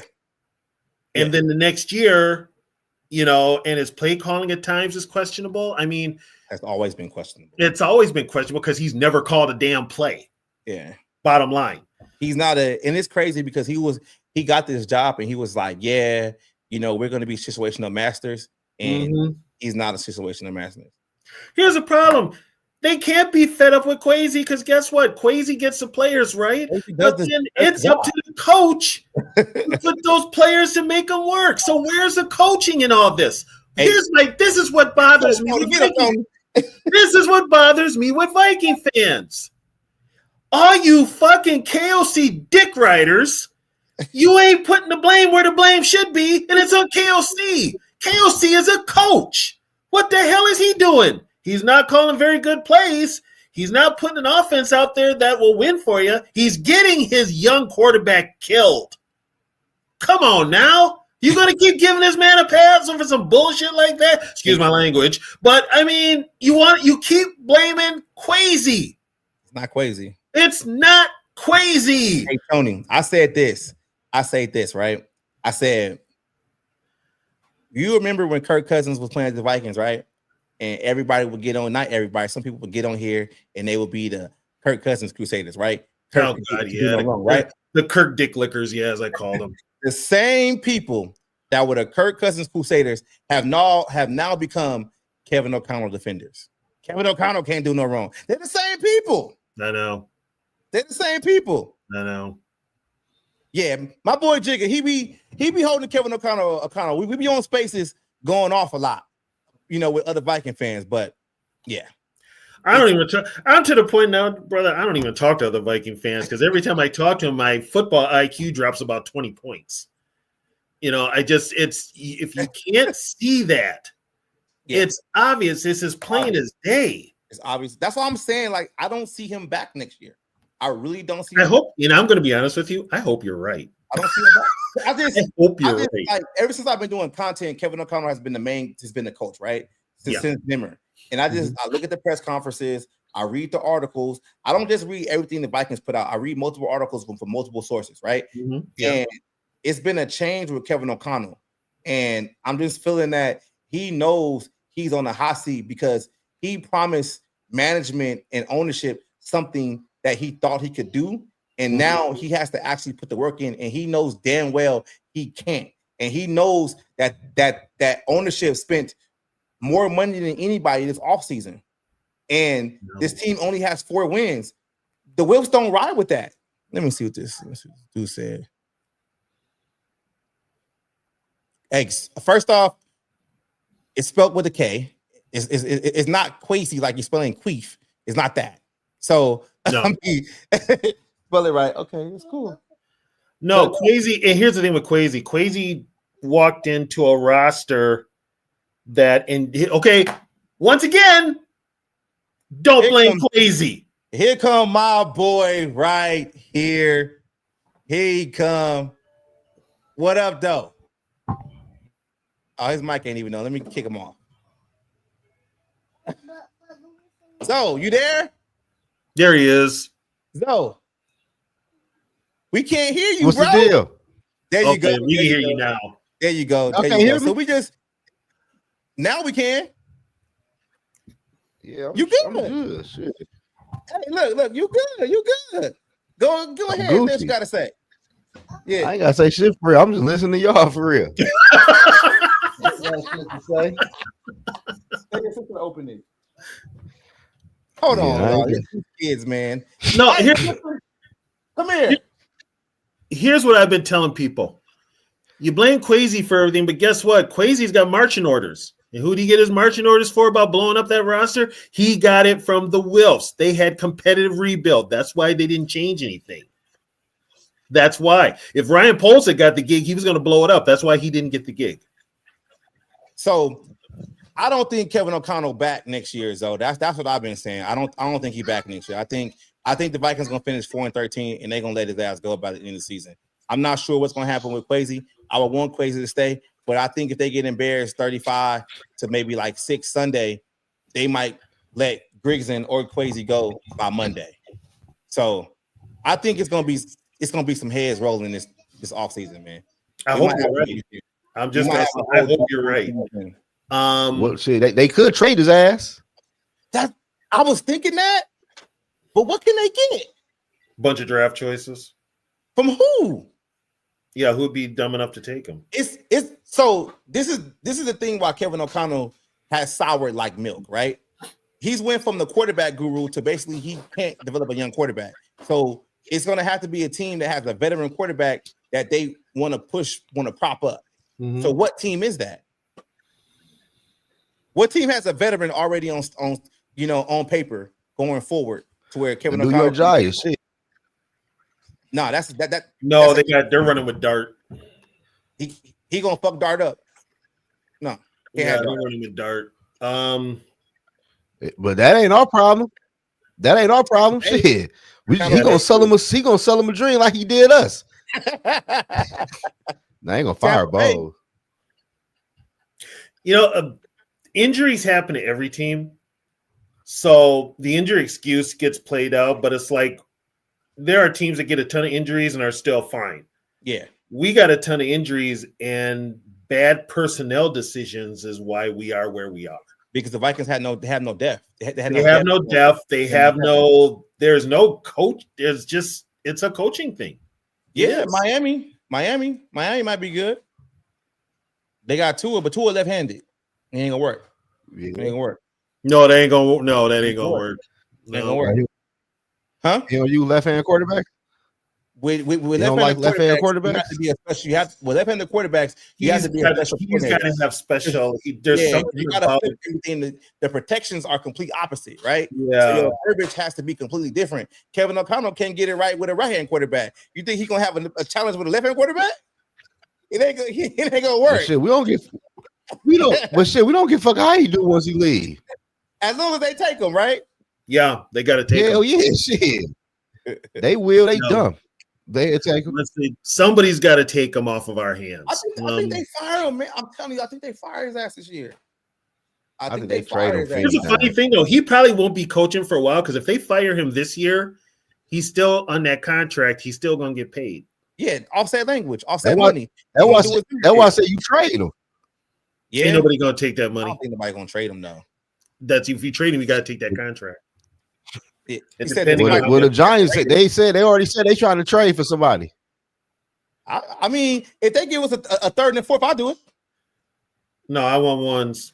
Hell yeah. We ain't getting no ones. I want ones. Yeah. You go to one. Nah, man. Give me a third and fourth just to get the deal done. For 0-2 in the playoffs? You ain't getting no ones for him. What did the Raiders get for Gruden? They got one. I think he ain't going nowhere though. And Gruden hadn't really done shit in the playoffs either. They got ones. Yeah, other people. But Gruden do not take over team and get the most out their ass though. I don't want a Gruden though. I don't want Gruden. I'm not a big fan of Gruden, but both of them, him and his brother. I don't want none of them. I don't want nothing to do with Jay. Well, Jay, Jay was a finalist to be the Viking coach. They gave the job to Zimmer. They gave it to Zimmer because they want both those coordinators in Cincinnati. He ain't in the league no more. He ain't in the league. Yeah, he's not in the league. It is. A bad season is a blessing in disguise. They might clean house. It does help, but now here's the thing. Like we said before, KOC 13-4, next year 7-10, next year 14-3, this year maybe 4-13. You can't keep this whole roller coaster thing of seasons going. You got to show some consistency. Hey, bro, thanks for subscribing, bro. Thank you. Much appreciated. Much appreciated. Thank you. Yeah. Hey, but look though, Tony and Zoe, if they don't fire Kevin O'Connell, right? Mm-hmm. And let's say they bring them both, that they bring Kwesi back. Grayson probably gone. Let's just say Grayson gone. They're gonna handicap these guys. Management gonna say, yo boy and Grayson gotta go. Kevin O'Connell, you're gonna have to blow up your coaching staff. What would you want that coaching staff to look like going forward? And what would you want Kwesi to hire to help him out going forward? In a minute. So you take the front office, and Tony, you take the coaching. As far as what? Like if front office say we ain't gonna fire y'all, we're gonna keep y'all for next year. But Kevin O'Connell, you gotta blow up your coaching staff. Kwesi, your right-hand man in Grayson can't be back, so you gotta get a new right-hand man. How would y'all want that to look? You know what's funny though? Grayson was hired by Miller and Wilf. He ain't Kwesi's dude. So you think he gonna stay? Nah. He's, you know what? They're talking about both of them, but I would see Kwesi. Yeah, I hear him talking about both of them. I would see Kwesi gone and Grayson staying as the GM. Oh wow! Oh wow! It don't fix it though. It don't. It doesn't. But you know what? All they are looking for is a scapegoat, and they found their scapegoat with Crazy. The real problem is still there. It's still there. It's still there because I just look at it like if they tell Kevin O'Connell to blow up his coaching staff, and he got to give up play calling and give him all these. If you got to give somebody all these stipulations, his ego won't let him do. His ego won't let him do that. Yeah, then you just let him go, man. Well, here's a problem too. He only took this job to call plays. Yeah, because the only reason he took this job. He wasn't allowed to call plays in LA because he sucks. Something like that, man. Because he sucks. Yeah. And here's a bitch about it. They already knew they were going to go all in on KLC. You know who they lost that they did not even interview? They withdrew. One was D'Amico Ryan. Yeah. And the other one was Raheem Morris. Yeah. See, I like Raheem because he knows both sides of the ball. First of all, I would make Raheem my defensive coordinator. He knows both sides of the ball. He coached receivers too. Yep. I would make him my defense coordinator. First of all, I'd want him to go back to a 4-3. So this is something that me and Mike was talking about, right? We were talking about like development and basically like Brian Flores just not knowing what the hell he was doing with his defense, right? So let's just say, hypothetically speak, I know we can't go back. Let's just say Brian Flores says, you know what? I got Danielle Hunter and I'm gonna just tailor this shit to be a 4-3.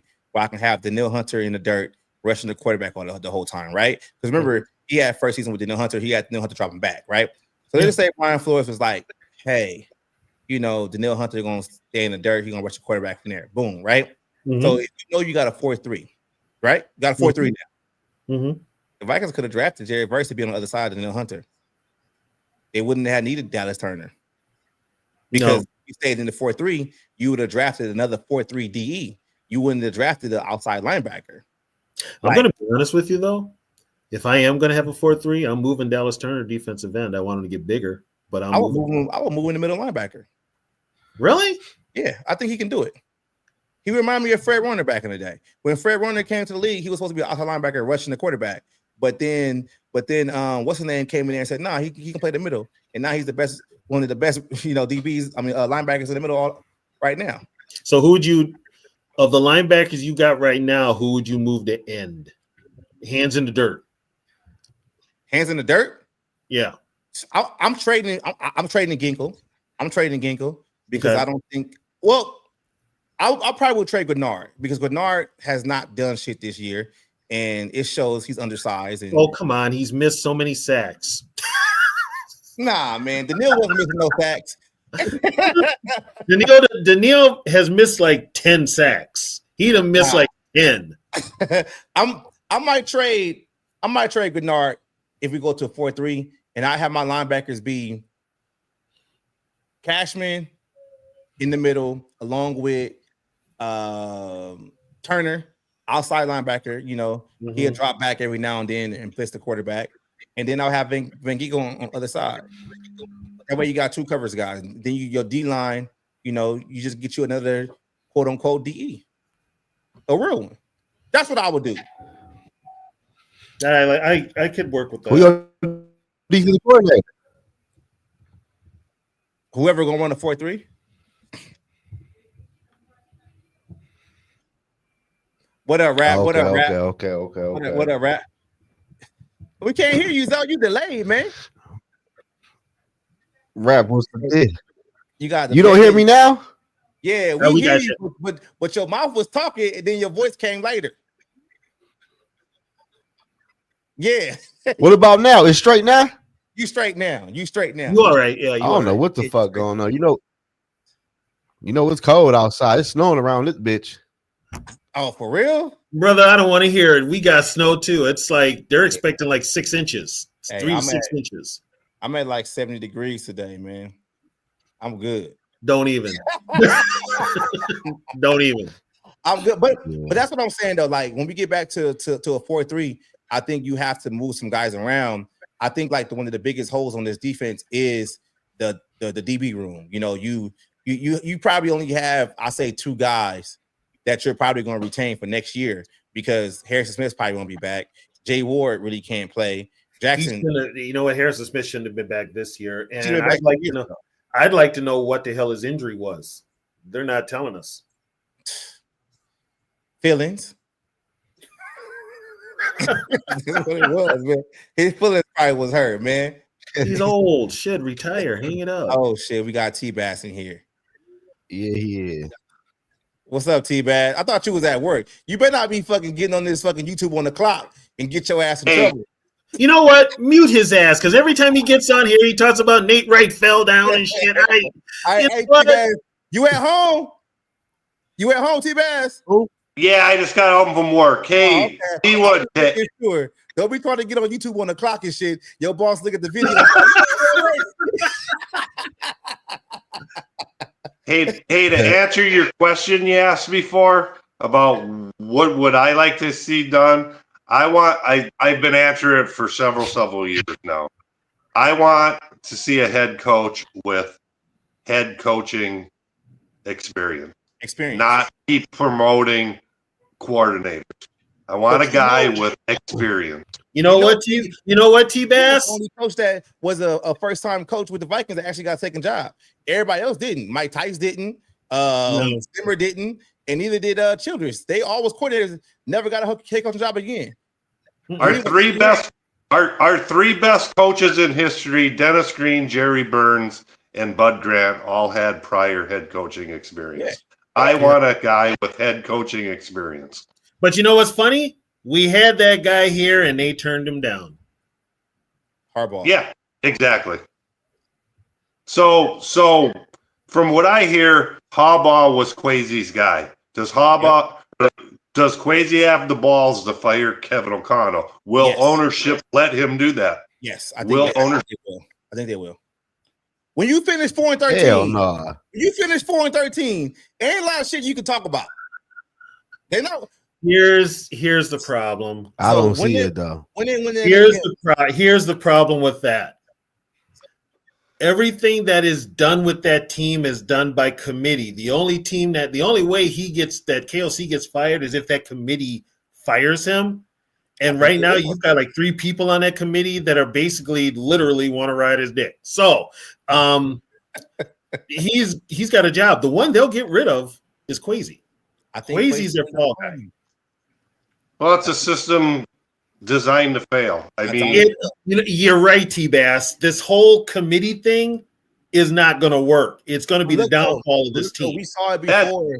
We saw it before as Viking fans, right before Rick became the quote unquote general manager. Remember they had that triangle of leadership where the triangle of authority? Yeah, triangle of authority. Yeah, I remember that. Like, see, I know my shit, y'all. I know my shit. Yeah. So let me ask you a question. Let me ask you a question. So the inner circle probably designed it to where let's hire a first-time GM and a first-time coach, and we can push them around the inner circle. Because you never hire first-timers at both positions. Either it's an experience at one. You know what though? But remember, here's what we do. They were trying to keep Rick as an advisor, but they changed their mind. They were going to move Rick to another spot on the team, but then they changed their mind like last minute and ended up firing Rick. Only reason they wanted to keep Rick is because he had that accountability signed. Yeah. I mean, and this isn't. I'm not getting on anybody's age or saying I know more than anybody else because I'm older, blah, blah, blah. But a lot of Viking fans have never seen a good Viking team. You have to go back into the late 90s, and if you have to go back into the late 80s to see a really good, complete Viking team. Those teams with Moss and Carter, they weren't really complete. Yeah, we didn't have a defense. No, so like most people's never seen a complete Viking team. They don't know what it looks like. They don't. From the coaching staff down to the players on both sides of the ball. They've never seen it. And they've never had management that actually knew what they were doing. I'm going to be honest with you. The Wilfs bought this team to get the stadium, but there was a ton of real estate around here that they could develop and make money off of. And what are the Wilfs famous for? Real estate. So they got their stadium, they got their complex, they got their hotels, they got all of that. But the product they're putting on the field, I'm not paying them. The only reason I went to the game is because I got a free ticket. Other than that, I'm not paying that money to go look at that product. So D Wood, let me ask you a question. Tony, we talked about this before. How would you feel like if the Vikings' next GM was Theo Epstein, a baseball genius that went to Boston and got them a World Series, went to the Chicago Cubs, got them a World Series. He knows how to put together a winner. Yes, it's a different sport, but how would you feel that way? I'm glad you said that because I'm dealing with that right now with my Lakers. Lakers just got bought out by the Dodgers, management, thing, whatever, and they fired a lot of the people, making decision makers, and they brought in baseball guys for basketball. So Tony pointed out, I forgot about this. I'm a Cubs fan. Jim Finks, who was the Vikings, architect of the 70s teams, he went to the Chicago Cubs and put together a winner there. I think GMs in any sport has the formula. Finks was the last one. Finks built the Vikings, winners, built the Bears, winners, built the Cubs the one year he was there, winners, and then he went to the Saints, winners. The only thing that stopped Jim Finks was that he got cancer and passed away. Yeah, he was awesome. He knew there are people that can do multiple sports and have that formula for building a winner. Theo Epstein, maybe could do it. I think Theo Epstein's that guy. If he could go to Boston and get them a World Series after 90-something years, go to the Cubs and get them a World Series after 109 years, he knows how to put together a winner. But I think what Theo would have to do is he would have to put some football people to help him. Yeah, that's what they do, though. He would have to have, but he would probably have the football people that actually know what the F they're doing, not this committee that Vikings got. Great people surround themselves with smart people. Yeah. And I'm 100%. Sure that's fact. That's facts. 100%. That's the whole thing. So this whole collaboration thing is probably going to be. We win the last year of it. I hope so. Not working. Yeah, it's not working, but you know what? The classic line in that movie Bohemian Rhapsody when they're with the record producer guy, and he says, "I like formulas. Formulas work." I think this regime now think they're smarter than formulas. You plug in the numbers to get to the answer. It's been done for you already. These guys outthink themselves. You know what that needs to happen? This is what needs to happen. People need to stop spending the money. You start screwing with their money, they change their tune. Here's the biggest problem. Here's the biggest problem. US Bank Stadium already paid pretty soon is going to be outnumbered by the opposing team.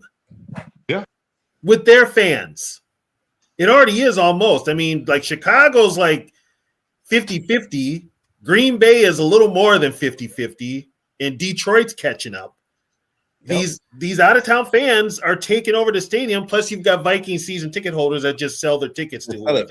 And you're exactly right until ownership starts to, because these owners now at the end of the year just open up their books and say, the Wilfs. If you ever hear the Wilfs talking about they're going broke, that's bullshit, because guess what? They own so much real estate here in the Twin Cities. Just by the stadium itself, they're not going broke. They got TCO. They're not going broke. Ain't the stadium already paid for? Yes. They paid for. No, but what I'm saying is, Tony, is they look at owning the Vikings as a business. At the end of the year, they open up the books and say, "We made a profit. We don't care." Well, they only bought the team because, one, they are land developers, and they knew that we needed a new stadium. So they came up here to get that stadium. That's why they bought the team. I'm telling you guys. But guess what? They ain't getting another Super Bowl. Let me ask you another question. Oh no, they're not getting no. What because I mean, new stadiums. No, it was too damn cold when they came up here. Just like when they had New York back in the day when they and everything the stadium's at one end, but everything was in the heart of downtown, which was probably you still got to walk to it. You know, you got the Skyway and shit, but still, they're not gonna have another. Wasn't good for it. One other quick question, guys. Did you guys watch the Detroit game this weekend? Yes, I did. I watched a little bit of it. Did you see St. Brown get injured? Yeah. I didn't see the play. I just saw him walk off. That is what a high ankle sprain looks like. You limp your ass off the field and go directly to the locker room, and you're done playing. People saying that McCarthy that's a bunch of bullshit, and I highly doubt he has a concussion. That's what this week. Earlier. And the players fucking know it. And the players know it. I have it on good authority, and I'm not going to let my source out there. Those injuries that they've been saying about J.J. McCarthy got more to do with mental than physical. And for the fans that his confidence is shot. All right, we all know for the fans that say, "Oh, they can't do that because the league will come down on you for taking it." Oh my God! Okay, first of all, every team does what the Vikings did. As long as it doesn't affect gambling, they don't care if you say the guy's got hemorrhoids and he doesn't. If he doesn't play that week, the league doesn't give a shit. We don't care. How are you all the injury? The injury part was implemented in 1940 to protect. He just automatically the hemorrhoid. That was implemented to prevent teams from hiding injuries. Has nothing to do with faking injuries. You know what? They still hide injuries. Yeah, but you know, people that think, oh, the league will come down on them. No, the league ain't gonna do a damn thing. If they know they're not playing, the league doesn't care what you say. Why? And more and more, I'm pretty much 100% positive that he had no high ankle sprain. That was a bullshit injury. He didn't have an ankle. He had a leg injury. Maybe an ankle sprain, not a high ankle. Right. But from what I was told is it was more his confidence that was shot. And guess what? You know who you blame for that shit? The coach. Well, here's the thing about the kid. All right. He grew up with a silver spoon in his hand. He had a quarterback coach since 7th grade. His 2 high schools he went to had the last word was academy. Everybody can't go to those. He goes to a Michigan team that was stacked.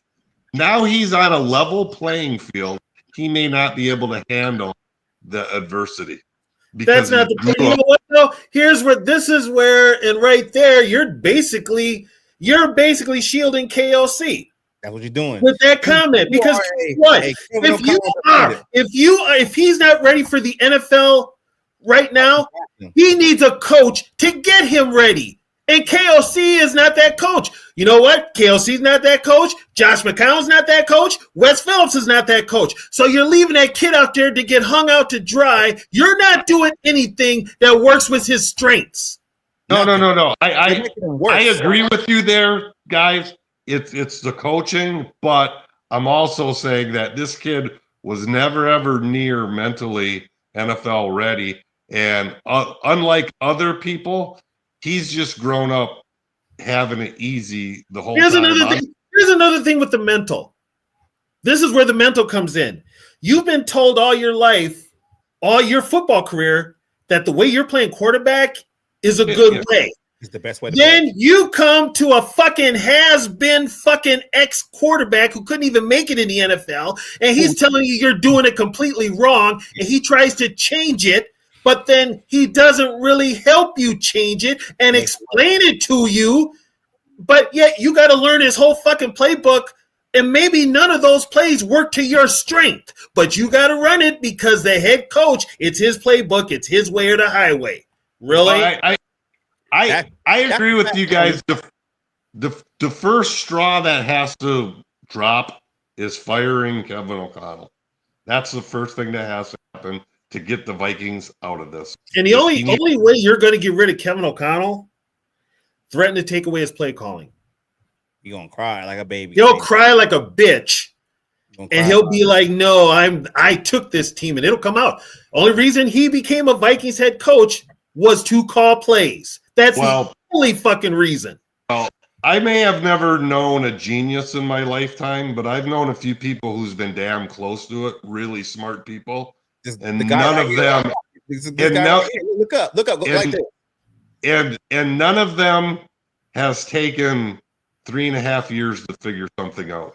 So this guy is no fucking genius. But that's what me and Tony was talking about earlier when he first came on. It's like you don't normally see a head coach get multiple shots at multiple quarterbacks, right? Like he came in here, Kirk Cousins was the incumbent, but then they re-signed Kirk Cousins to another couple of years, to keep it going, right? 2 more year extension, right? Kirk Cousins gets hurt. Oh, then we got to draft a quarterback. They draft a quarterback, but the same offseason, they bring in Sam Darnold. How many guys are you going to get Kevin O'Connell to compete with, right? But at the same time, you're still stuck in the same spot. You haven't won any playoffs games. You make the playoffs every other season. So it's kind of like you got people out there that's like, well, Kevin O'Connell might need, another veteran quarterback. He already had 2. Like, what are we talking about here? Here's another thing, too. A lot of people forget this. When they hired Brad Childress wasn't liked up here, okay?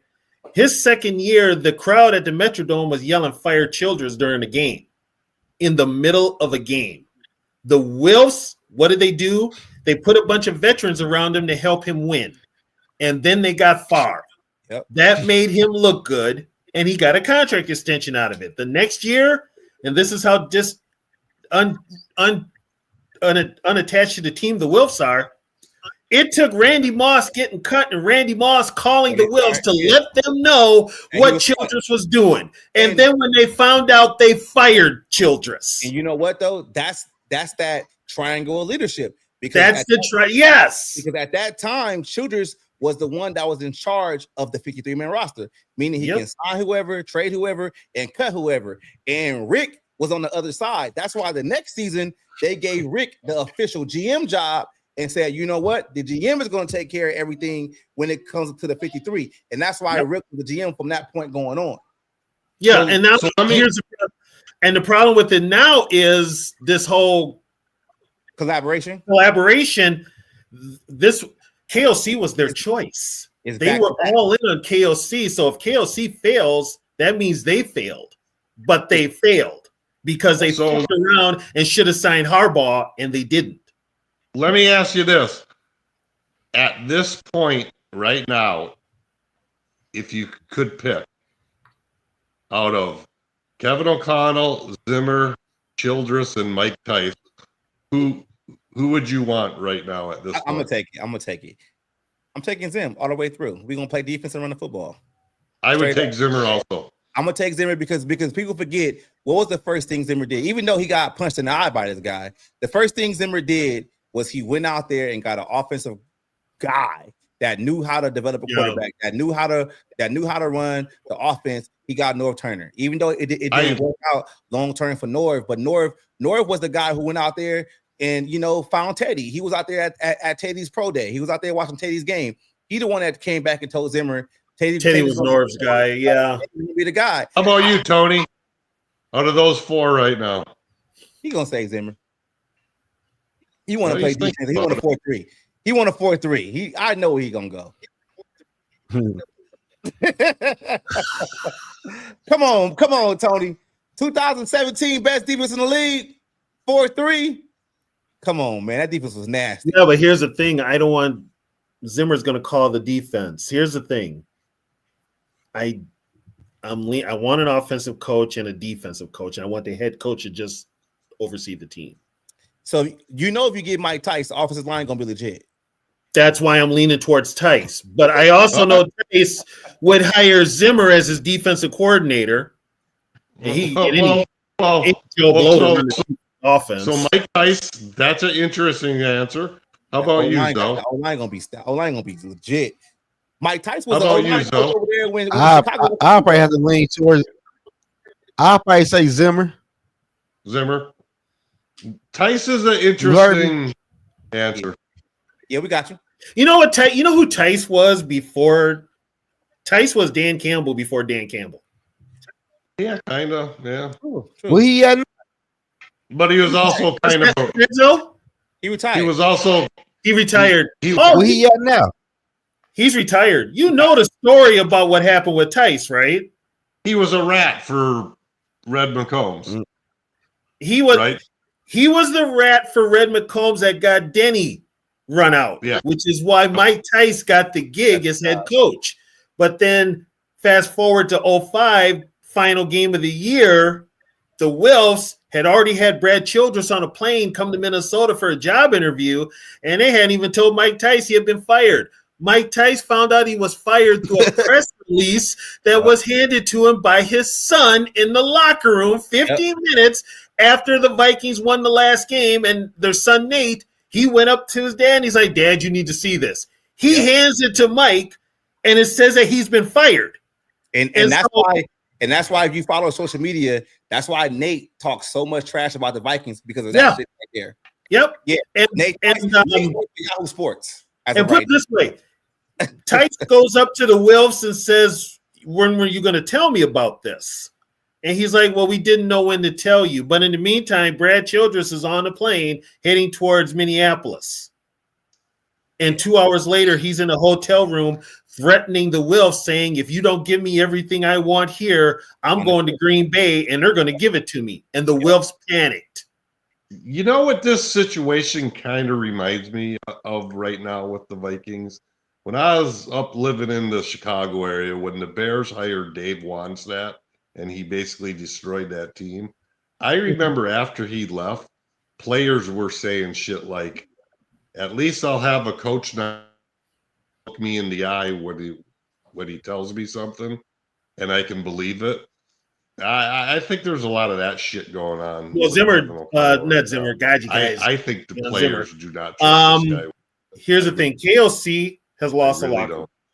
He lost it. It's over. He lost the locker room. Nobody respects him no more. It's right. Done. So right there, you got to fire him. Well, now that you bring that up, D Woods, that's probably why he does get canned. He loses a lot. I keep saying it, Tony. I see the writing on the wall, man. He won't be back next year. You lost the locker room. Who's the number one guy that puts ashes in the seats?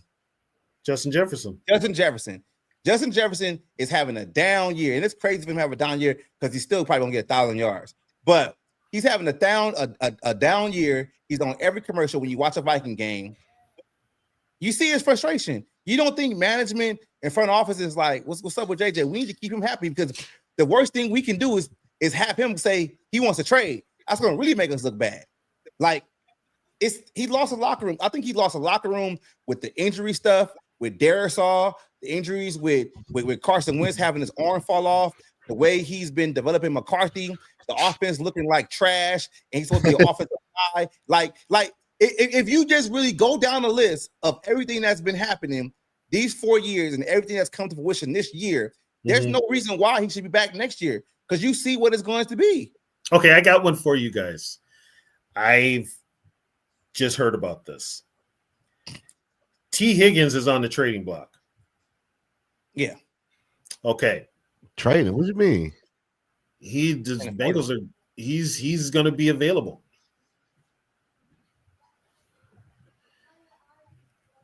Okay. Now here's my thing. Higgins for Addison? No. I would. He ain't got no guaranteed money on no contract. Shit. No. I would. I like the thought, but I want to keep Addison because he's younger. Yeah, and you ain't seen what that contract gonna look like when you resign. Right, but Addison is going to get paid. Yeah, he deserves it. He deserves it. Now, depending on how much money you get off the books, which could be a lot because there's a lot of veterans that are going to be let go, and depending on who your GM is, we're gonna go through that next. Yeah, if you really want to help your young quarterback, you get him a good third wide receiver. So no, they drafted a receiver already. Who? They drafted Ty Felton. Has he got any offensive snaps yet? No, But that's Not what really. McCarthy wanted. That's the thing about Quasi not having a damn backbone. You need to stop having these coaches go to you and say they want X, Y, and Z player, and then that player don't see the goddamn field. No. You know what though? Quasi's been kind of screwed from the start because one, they didn't give him his coach. Nope. Two, it was the front office that talked him down in that draft. He wanted Jameson Williams. Yeah. They talked him. They told him to trade. They talked him to. I told people that. They don't believe that. They don't believe that. Yeah, they talked him into trading down. They told Quasi to trade down because they wanted more picks to fill the roster on the team. And if you actually look at the picks he made, that was the biggest holes in the offseason. He traded down, got a safety, got a guard, and then got a corner. Those were the three biggest needs. But he wanted a third receiver. He was not a third. He wanted a second receiver. He wanted Jameson Williams to pair with Jefferson because Jameson Williams, remember, he got hurt in Alabama that year. So he failed in the draft, but he was still running like a 4.2. That would have took the top off the defense. You get what I'm saying? Because you already had TJ, which is already the second option. So you really needed another guy to streak down the field. That's why you wanted Jameson Williams. But they told him to trade down. And he went safety, corner, guard. That's what I'm saying. You can't really Quasi's done a good job. Like he's done what they wanted him to do. How do you think this offense? Guys, I'll be right back, guys. All right. How do you think this offense will be if they had Jameson Williams 2 years ago? Going down the field, stretching defense. It been straight though, but honestly, dog, I want Lewis Reddy for my GM. I don't like him. Lewis Reddy? I don't like him. Man, shit, I want him. He know football, though. He might know football when he on TV. I don't know. Was he a GM before? I think he was GM before. Before. You know who the Vikings should probably get for GM? Adrian Wilson. Where he at? I think he was in let me look it up. Because you remember he played safety back in the day. He's played safety for the Cardinals. He been in the front office for a minute now. Yeah, he played for the Cardinals. And he Adrian Wilson. Oh. He's not a GM. I think he's a I remember him. I think number 28. Yeah, Adrian Wilson, man. Yeah. He currently is. Let me see what he doing right now. Who he with right now. All right. It makes sense. It makes sense. Adrian Wilson is currently the vice president of player personnel at the Carolina Panthers. That's where he at right now. I don't know. I don't know about that one then. He may want to stay. He may want to stay in Carolina. Carolina looks like they're building something. They're gonna fire their GM. But look though. They need a quarterback. And when he was, this is how you gotta look at a GM though.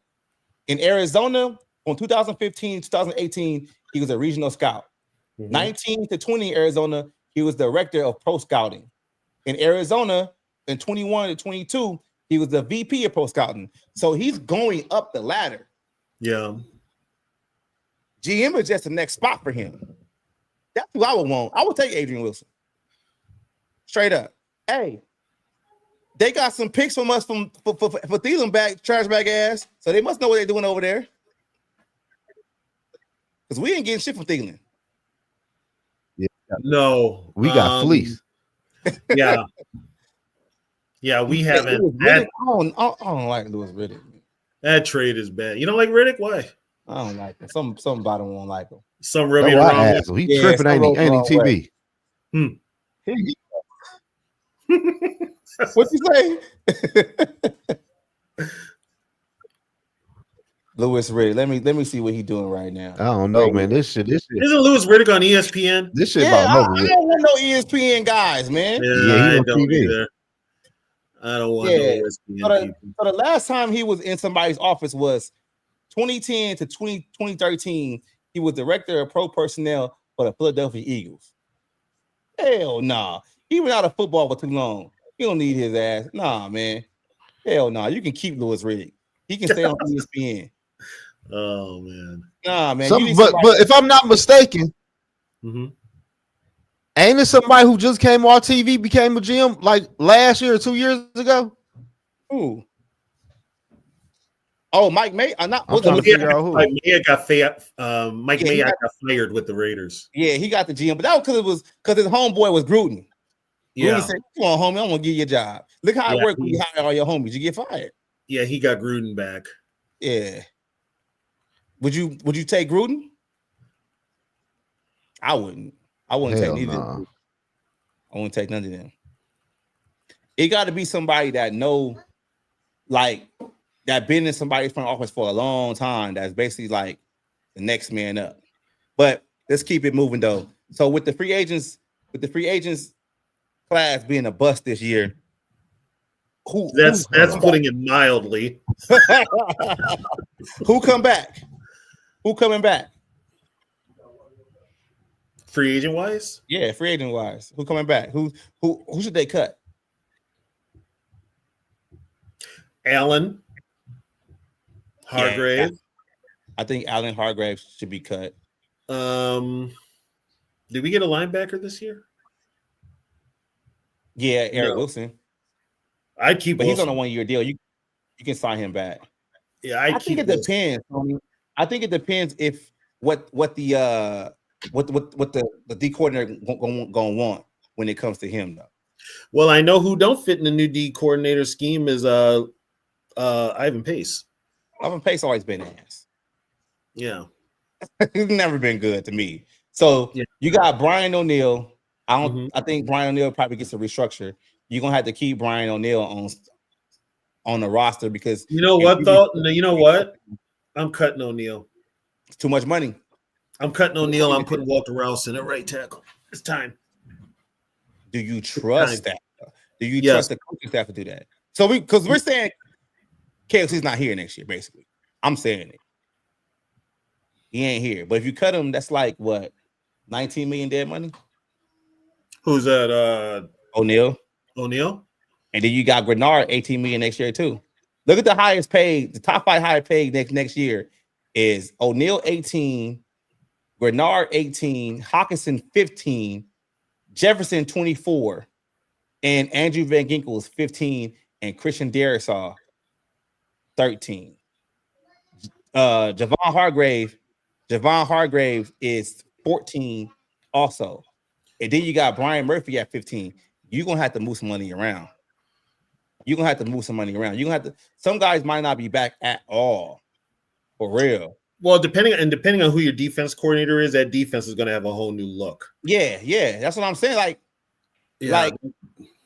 I got one for you. I got one for you, guys, and you'll probably call me nuts, but hear me out. What if you could go to the Saints and trade maybe a 4th or 5th round pick? Let's say the Saints take a quarterback this year in the draft. What if you offer them a 4th or 5th round pick to bring Spencer Rattler? No. You know what? It really doesn't matter because you don't have a coach that could develop him. If KLC sticks around. but you have a kid that did pretty decent on a terrible team, and at worst you got a backup under a contract. You ain't doing that. No. You don't like Rattler at all? You don't like. He's a Rattler. Man, fuck no. You knew that was gonna happen. For a 4th or 5th round pick? No. Why? No. Why? He did pretty decent on the worst team in the league. Nah, man, I'm good. On Look at his stats. Man. Look at his stats and tell me that wasn't a decent job on the worst team in the league. I don't like him. He got Brian Alvarez. I don't like him. I'll watch him play. Yeah, I'm good. I'm good on Spencer Rattler, man. Ain't no expectation in New Orleans. So he's better than JJ McCarthy. He's better than JJ McCarthy. I disagree with that. I guarantee it. He's better than JJ McCarthy. And I've been saying that since day one of the draft. And Zoe, because I've been talking about it. He's better than JJ McCarthy. I'm gonna be honest with you. At this point, right now, I'm better than JJ McCarthy at quarterback. But everybody was telling me nuts about call me nuts about Spencer Rattler during the draft, and JJ McCarthy was so much better. T-Bass. So why would you do that? Like what's why would you do that? Why would you trade a fourth and a fifth for a fourth or a fifth? I would trade a fourth or a fifth because I believe in the kid. And if he goes to a decent team, why? Because I don't think McCarthy's the answer. Let him come in and beat out McCarthy and then cut McCarthy's ass. I don't care if he was the 10th overall pick. No, you can't. He ain't fucking cut mustard. Get the hell out of here. Move on from him. And that's an easy way to move on. That's an easy, cheap way to move on. What the hell did you see in Spencer Rattler that made you think he was better than JJ? His arm at South Carolina when he had no line at all, and now he's going to the Saints, who is a shitty team, and he didn't do bad. I think the kid at the worst, you have a good second string quarterback with starting experience on a rookie contract, and let him beat with McCarthy and let him beat his ass out. And if he does beat him out, then you can go back and say, I guess we need to draft another quarterback. But until then, he's kind of a bridge. Nah, man. Here's the thing, and you're missing. Everybody's missing the point with this quarterback bullshit. I'm not. I know what's happening. You bring him up to this team and you put him with a coach who can't do shit for a quarterback regardless of who they are. Yeah, it don't matter. You're missing the whole point. If you had a real coach who could develop some sort of fucking quarterback, we wouldn't be having this discussion. I had this problem. But the discussion because the head coach sucks. So look. Why would first straw that has to drop is O'Connell needs to go. Why would you trade for Spencer Rattler, right? When you can have options at other veteran quarterbacks that can just come in and be the backup or be the quote unquote, veteran quarterback in the room. You got Zach Wilson, Tyrod Taylor, Marcus Mariota, Kenny Pickett, Garoppolo, Trubisky, Case Keenum, Trey Lance. Okay, D-Woods, I'm gonna say I think Spencer Rattler is young and underrated. Here's the thing, D-Woods. D-Woods, when you start the list with Zach Wilson, the MILF hunter. But I'm just saying. That list ain't very good. Spencer Rattler ain't better than them. I can get them for free. Hold on. Wait. I gotta say something about this shit now, because this shit getting out of hand on the internet, bro. Man. T-Bass said, and what Bob said, I like it. Cut JJ, he is no good. JJ McCarthy is exposing Kevin O'Connell as the fraud he is. He got my quarterback from Michigan looking like Zoe, is there? I muted you. Is there a chance that they both suck? Is there a chance that they both suck? Zoe, McCarthy and O'Connell sucks? No, the one that sucks the most is O'Connell, because first of all, this is the same shit O'Connell did with Josh Dobbs. With Jaron Hall. But everybody, and this is what pisses me off about these goddamn Viking fans. You fucking KOC dick riders keep giving him a fucking pass. The problem is not JJ. JJ is a young quarterback. Yeah, he comes into the league. You refine his skills, but you also put a fucking playbook in him that works to his best fucking strengths. Bottom line. All I got to say, if you think I'm a Kevin O'Connell supporter, you haven't been listening to me. I know you're not. I'm just saying in general. You've got these fucking KOC dick riders up here, and it's really fucking bad. You get me, though? All right, look. This one, I got to – okay. I got Tony screaming. Crazy is not the problem. He's one of the best GMs in the game because the GM is supposed to go out there and get you the players for your team to be successful. Kevin O'Connell was in charge of developing, identifying the quarterback. And you can go back to multiple interviews where they all talking about they believe in Kevin O'Connell to select the quarterback and identify it. Kevin O'Connell went out there and got J.J. McCarthy. If you a dumbass and you out there talking about Drake May that was never going to fucking happen, or you want to say, oh, the Vikings could this or whatever, Quincy did the best job he could. He said, Kevin O'Connell, who do you want?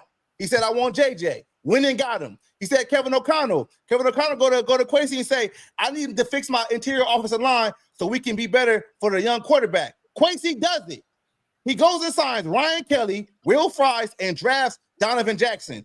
We've never seen a team go from, 3 interior offensive linemen changing in the next year. Quincy did it. When Darisaw got hurt last year, what did he do? He went and traded for Cam Robinson and kept the whole shit afloat. So don't come on here and say fucking Quasi is the goddamn problem. Quasi is doing his job. When these coaches are going to him, asking for these players, he's doing his fucking job. I will say this though. You have a legitimate. Go ahead, Joe. He ain't the problem. But he a part of the problem. I can hold him accountable too for not having a backbone. I can hold him accountable too for certain things. But if you give a motherfucker a shopping list and they come back with what you asked for and you can't cook a motherfucking meal, then your ass can't cook. That's how I look at it. That's how I look at it. I don't know who I don't know who to blame it on, but it's a bad sign when you Here's to set the record straight for all these motherfuckers. Everybody talks about how well Drake May's doing this year. Drake May's got a real fucking head coach. Yep. Who gave play calling responsibilities to a real offensive coordinator.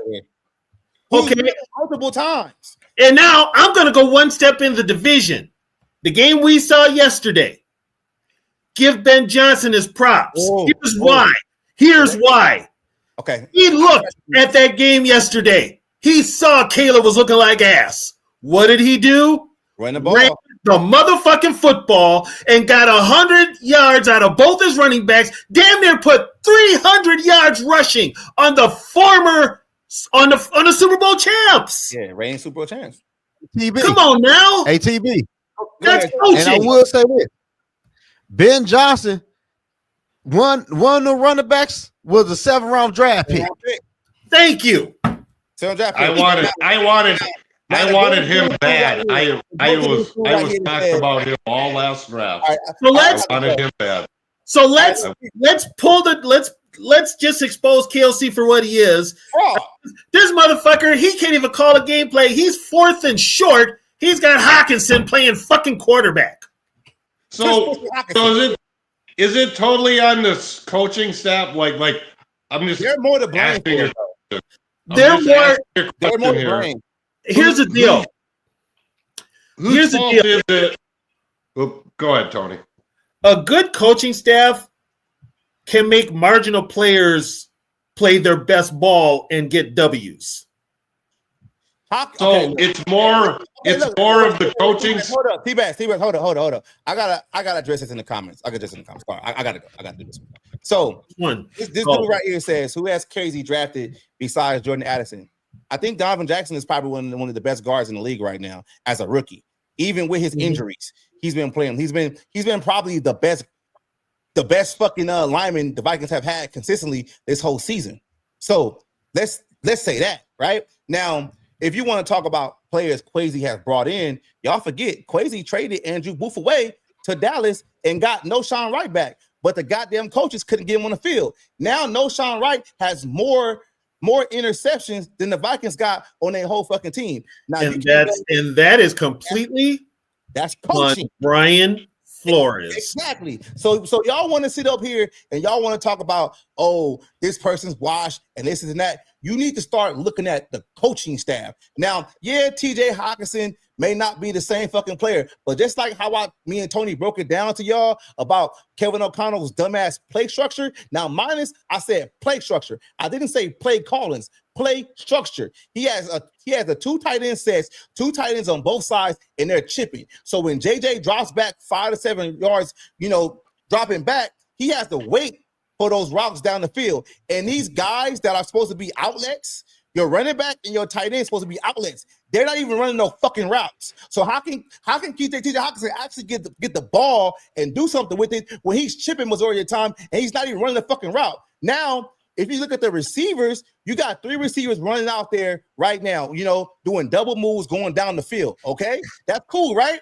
But look at who they're going against in the secondary. You got 7 DBs out there. You got 4 of them or whatever. So it's like 2-on-1. You can't pass on that shit because they all double covered. You only got 3 routes out there where you should have maybe 4. 4 going down the field, maybe 2 underneath. So that way you can have an outlet. Remember y'all used to complain about Kirk Cousins checking the ball down? Well, JJ can't check the ball down because ain't nobody over there to it. So if y'all really want to talk about football, stop fucking complaining. Stop blaming the GM when the GM puts the players over there. Blaming the fucking coaching because Kevin O'Connell's a goddamn fraud. There y'all go. By the way, I want to say something. When's the last time anybody has seen Addison or Jefferson run a slant pattern? They don't. It's not in the play calling. They consistently go down the field on double moves. Double moves take longer. That's why McCarthy has to drop back 5 to 7 steps because he has to wait. So, if you see him looking, he's waiting for that double move to get fucking open. But at the same time, there's nothing underneath. The tight ends are just blocking. So I think I know your guys' answer already from the last 3 minutes, but who's mostly the blame that we had to sign 7 undrafted free agents to make the team this year? Is that more of the coaching staff? It's O'Connell. It's O'Connell. That's all the coaching staff.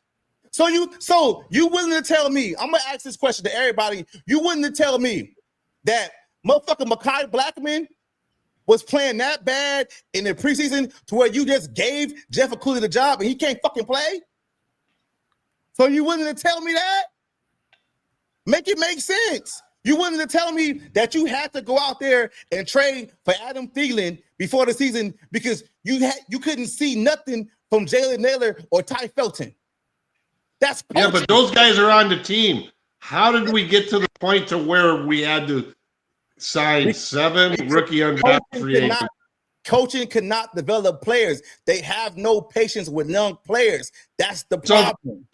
So the coaching staff basically is cutting players too early. I mean, did they make that? Yeah. So, you know what they're doing? What they're doing is they're cutting the young players because it would take too long to develop them, and they're signing the veterans because they can come in right away and play. Right away. You know what it is? It's all about making. Doesn't the GM have the say so in that? No, the GM doesn't. The GM, if okay, here's another thing too. If you had a GM that knew football, yes. Yeah. If you don't, Quasi don't know shit about football. Quasi relies on PFF for a lot of this shit. So well, the end of the day, we fuck. No, we still ain't gonna have any depth going into next year. That's why this draft is so important. You're also, and now here's another thing you're gonna have too. Players talk around the league. Yep. There's gonna be certain players that are gonna be like, they leave here, they're gonna be like, don't go to Minnesota. Yeah, I guarantee it. I think the worst thing that's going to hang over Kevin O'Connell's head is what he did to Carson Wentz. Carson Wentz, the players knew a player's not going to take himself out of the game. Yep. He's got the locker room respect 100%. That's the coach's job to say enough's enough. And none of the players respect O'Connell for it. Here's the thing: what he did to the quarterback position. Darisaw also, you got to put Darisaw also too. They brought what he did. What KOC did to that quarterback position was egregious this year. He'd have been fired on any other team. Oh yeah, they bought the whole quarterback. Hey, whoever this is right here, look, whoever this is right here. You said I don't know who who Quessy is. Who the fuck is that? Who's this guy? Who the fuck that is? If you're gonna come on here and you're gonna talk shit about a GM, spell his name right. Please do. Spell his name right. Cause I don't know who the fuck that is right there. I'm not calling you out. I'm just saying, come on here and have the correct spelling, please. What they did with Carson Wentz this year was one of the worst things I ever seen in professional. And I'm gonna tell you something.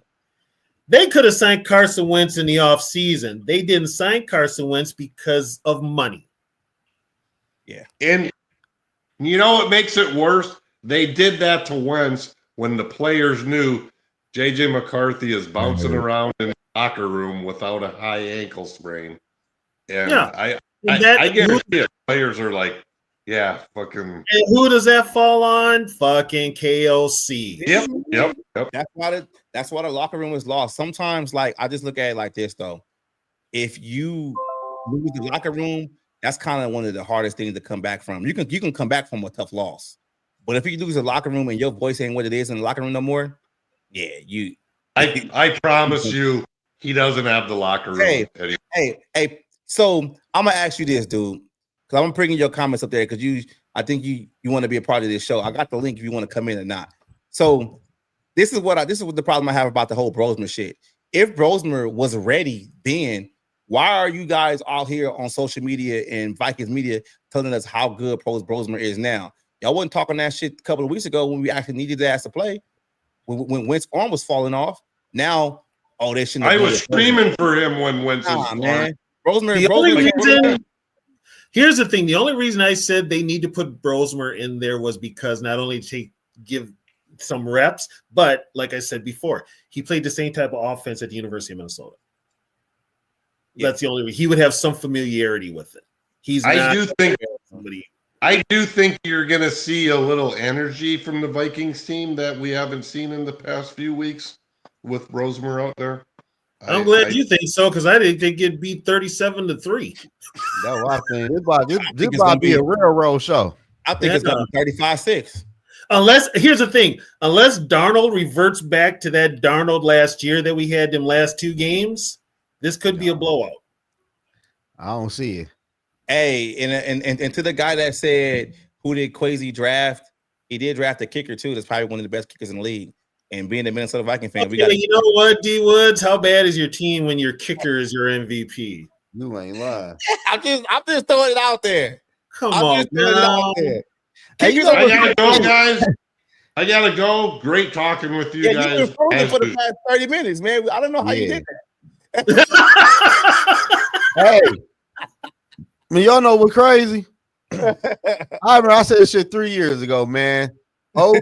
TJ Hawkinson, big ass need to go, and people were calling me crazy. I could have been cut the losses. At this point, I think I could be the fucking GM for the Vikings. So what would you do if you the GMs going forward?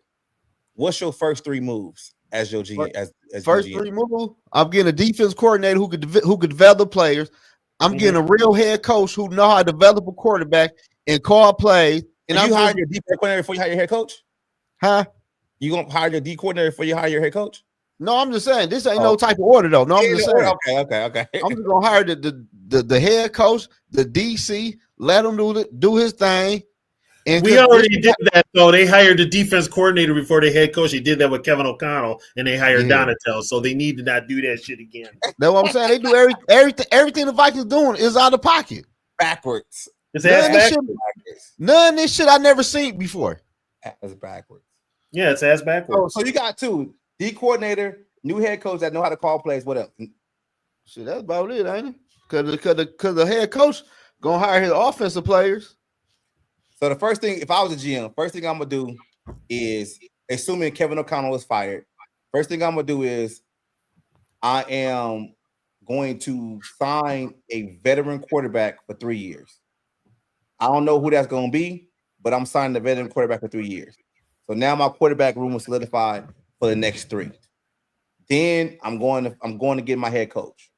I'm going to give me a head coach that can develop players and that can be a CEO of this team. He ain't got to call plays. He can have somebody else call plays. but he can come in here and write this locker room and start holding guys accountable. And he got to be a tough ass too, to the point of being to where we're going to be practicing. We're going to be padded up. That's we're not going to be soft. We ain't going to be soft. And all these false starts and the delay of games and all these bullshit penalties, we cleaning that shit up first day. Day one, we cleaning that shit up. And what I'm doing after that is I'm starting to cut players. I'm cutting players. I'm telling Harrison Smith, come back in 3 years so you can be the Ring of Honor guy because you're gone. You're done. You're done. See you. Jonathan Grenard, I'm trading him because I'm going back to a 4-3.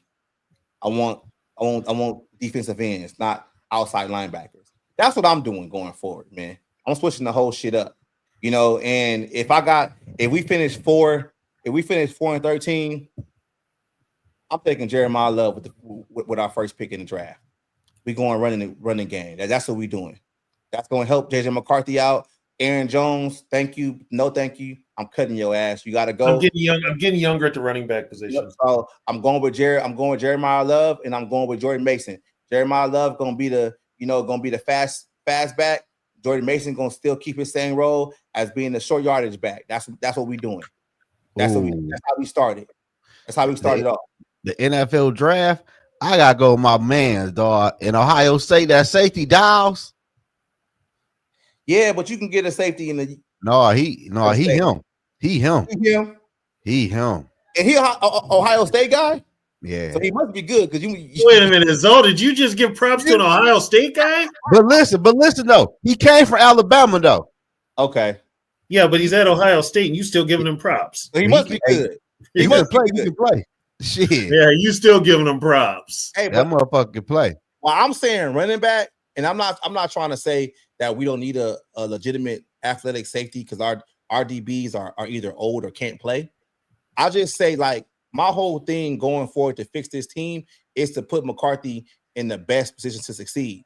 I want him to have somebody dynamic that can run the ball. We haven't had a dynamic running back since fucking Cook and then Adrian Peterson with his fumbling ass. Like we haven't had that. I want a guy that's gonna be able to be like, boom, you got to carry. He gonna bust that bitch for 30-40 yards. You get what I'm saying? Like, and Dalvin Cook, when he was healthy, was a hell of a back. He was a hell of a running back. So I'm just saying, like, that's why I'm taking Love because it's like, man, because we ain't got to worry about Kevin O'Connell gone. So we're gonna run the ball and play defense. And I feel like since we got 10 picks in the draft, the second round we're gonna go with a safety or a corner. Yeah, that's his name. His name Caleb. Caleb Down. You gotta watch him play, man. I'm trying to D Woods. Man. Legit. Who he remind you of? He's like Ed Reed. Man, he ain't all on the field all like that though, but he a physical player though. He like a safety. He always around the ball though. He will blitz the quarterback, tackle the running backs. So put him in the box. Like Bob Sanders back in the day? That's a nice comparison. Okay. He nice. Okay, I mean, I can see that too, depending on where we at. But if I'm trading Grenard and we go into a 4-3, we might get a third round pick. We can probably move. I'm just saying, like, I feel like this team has no youth and athleticism going forward, and you need that to beat other teams, man. And I just want to run the ball and play defense, man. Like, I'm not trying to get no slide out to Jefferson. He gonna still get his, but it's gonna be a whole lot easier for these receivers down the field. I think if JJ won't be as vocal if you're getting W's. Yeah. That's why he's mad now because he's looking back. W changes everything. I mean, put it this way: he could have 2 catches, maybe a touchdown, not a lot of yards. He ain't caring. But if he's got a W and they're racking up, he'll be fine. He'll be fine.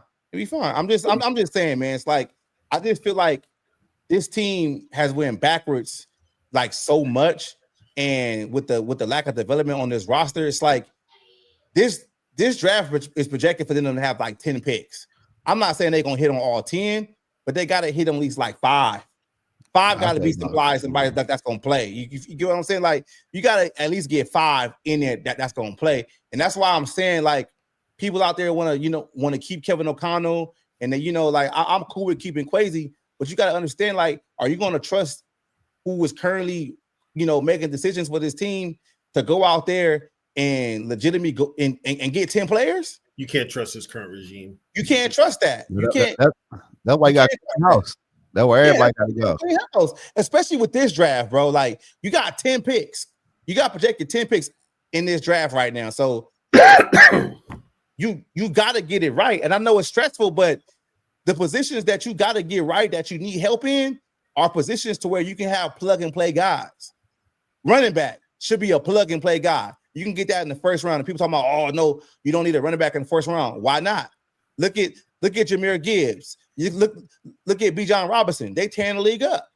But they've also got offensive coordinators that will run the football. Exactly. That's what I'm saying. Like, just go out there and get that. Now, to Zoe's point with TJ Hockenson, like, all right, go get you another tight end in the fourth that can develop, and you'll be able to move off of TJ next year when the contract is a little bit better. You got to be thinking like that. That's how I look at it, bro. Like, you got to be thinking, I don't trust this current structure, because what they're gonna do is this, though. They're gonna only draft for need and then not play the players. That's what they're gonna do. If they draft a safety, he ain't gonna play. Like, let's just be real. He ain't gonna play. He gonna sit on the bench. He gonna be a special teamer. I don't know, bro. This shit just this shit just bad, though. If you just look at sit back overall, like, we ain't got no young players. We can't draft. We can't call plays. We can't develop players. Like, we can't do shit but fucking lose. That's the only thing they do good is lose. Consistently inconsistent is all I gotta say. Like, you gotta blow it up. You gotta blow it up. You can't keep coming into the same situation with the same excuses. And that's why I've been so vocal, on social media with people, because it's like, y'all are really like drinking that fucking Kool-Aid. Y'all really switching it up. Y'all don't know what the fuck y'all talking about. Y'all don't know football. Y'all only watch the Vikings. Y'all don't pay attention to these other franchises who've been bad and are good now because they made right decisions. Vikings need to fucking make good decisions. The best decision they can make this offseason is blowing this shit up, bringing in guys that know what the fuck they doing, and going from there. You ain't lying. This shit a fucking hot mess, dog. Like what you gonna run it back for next year? What's gonna change? Only thing that's gonna change is you're gonna play a third or fourth place schedule, and you might be able to make the playoffs because you can beat up on the lower tier teams in the league. And what happened do that at this point? And what happened when you get to the playoffs? Lose. So now you got a coach that's 0-3 in the playoffs. In year 5. When you should have fired him the year before. Going to year 6. Yeah. Make that make sense to me. But the fucked up part gonna be this though, D Wood. And they're gonna be the fucked up part by everything though. When the Bears make the playoff and the Raggedy bitch get a playoff win, and we see Seattle get a playoff win with Sam Darnold. What you gonna say then? Hey, for real. Like, what you gonna say? You can't blame it on nobody else but the coaching. Yeah, that's coaching. Like, what you gonna say then? Like that. Nah, man. Like KOC don't scheme up no nice ass run plays, only pass plays. He just do halfback dives and fucking outside run. That's all he do, bro. Oh shit. If it work, it work. Halfback dive up, halfback dive to the 2-hole on 3. Yep. You know TOC on the run game. Nah, man, you don't care. Hey guys, I gotta head out here. Yeah, we about to head out too. We've been on for 2 hours, man. Everybody in live, thank you so much. It's much appreciated. I got a couple new subscribers a day. Thank you. I am gonna stream the first half of the Viking game tomorrow. So y'all can tune into that. Thank you. Zoe TV, thank you for joining because I was kind of struggling earlier. I appreciate y'all, man. No problem. My pleasure. All right. Take care, everybody. All right, y'all.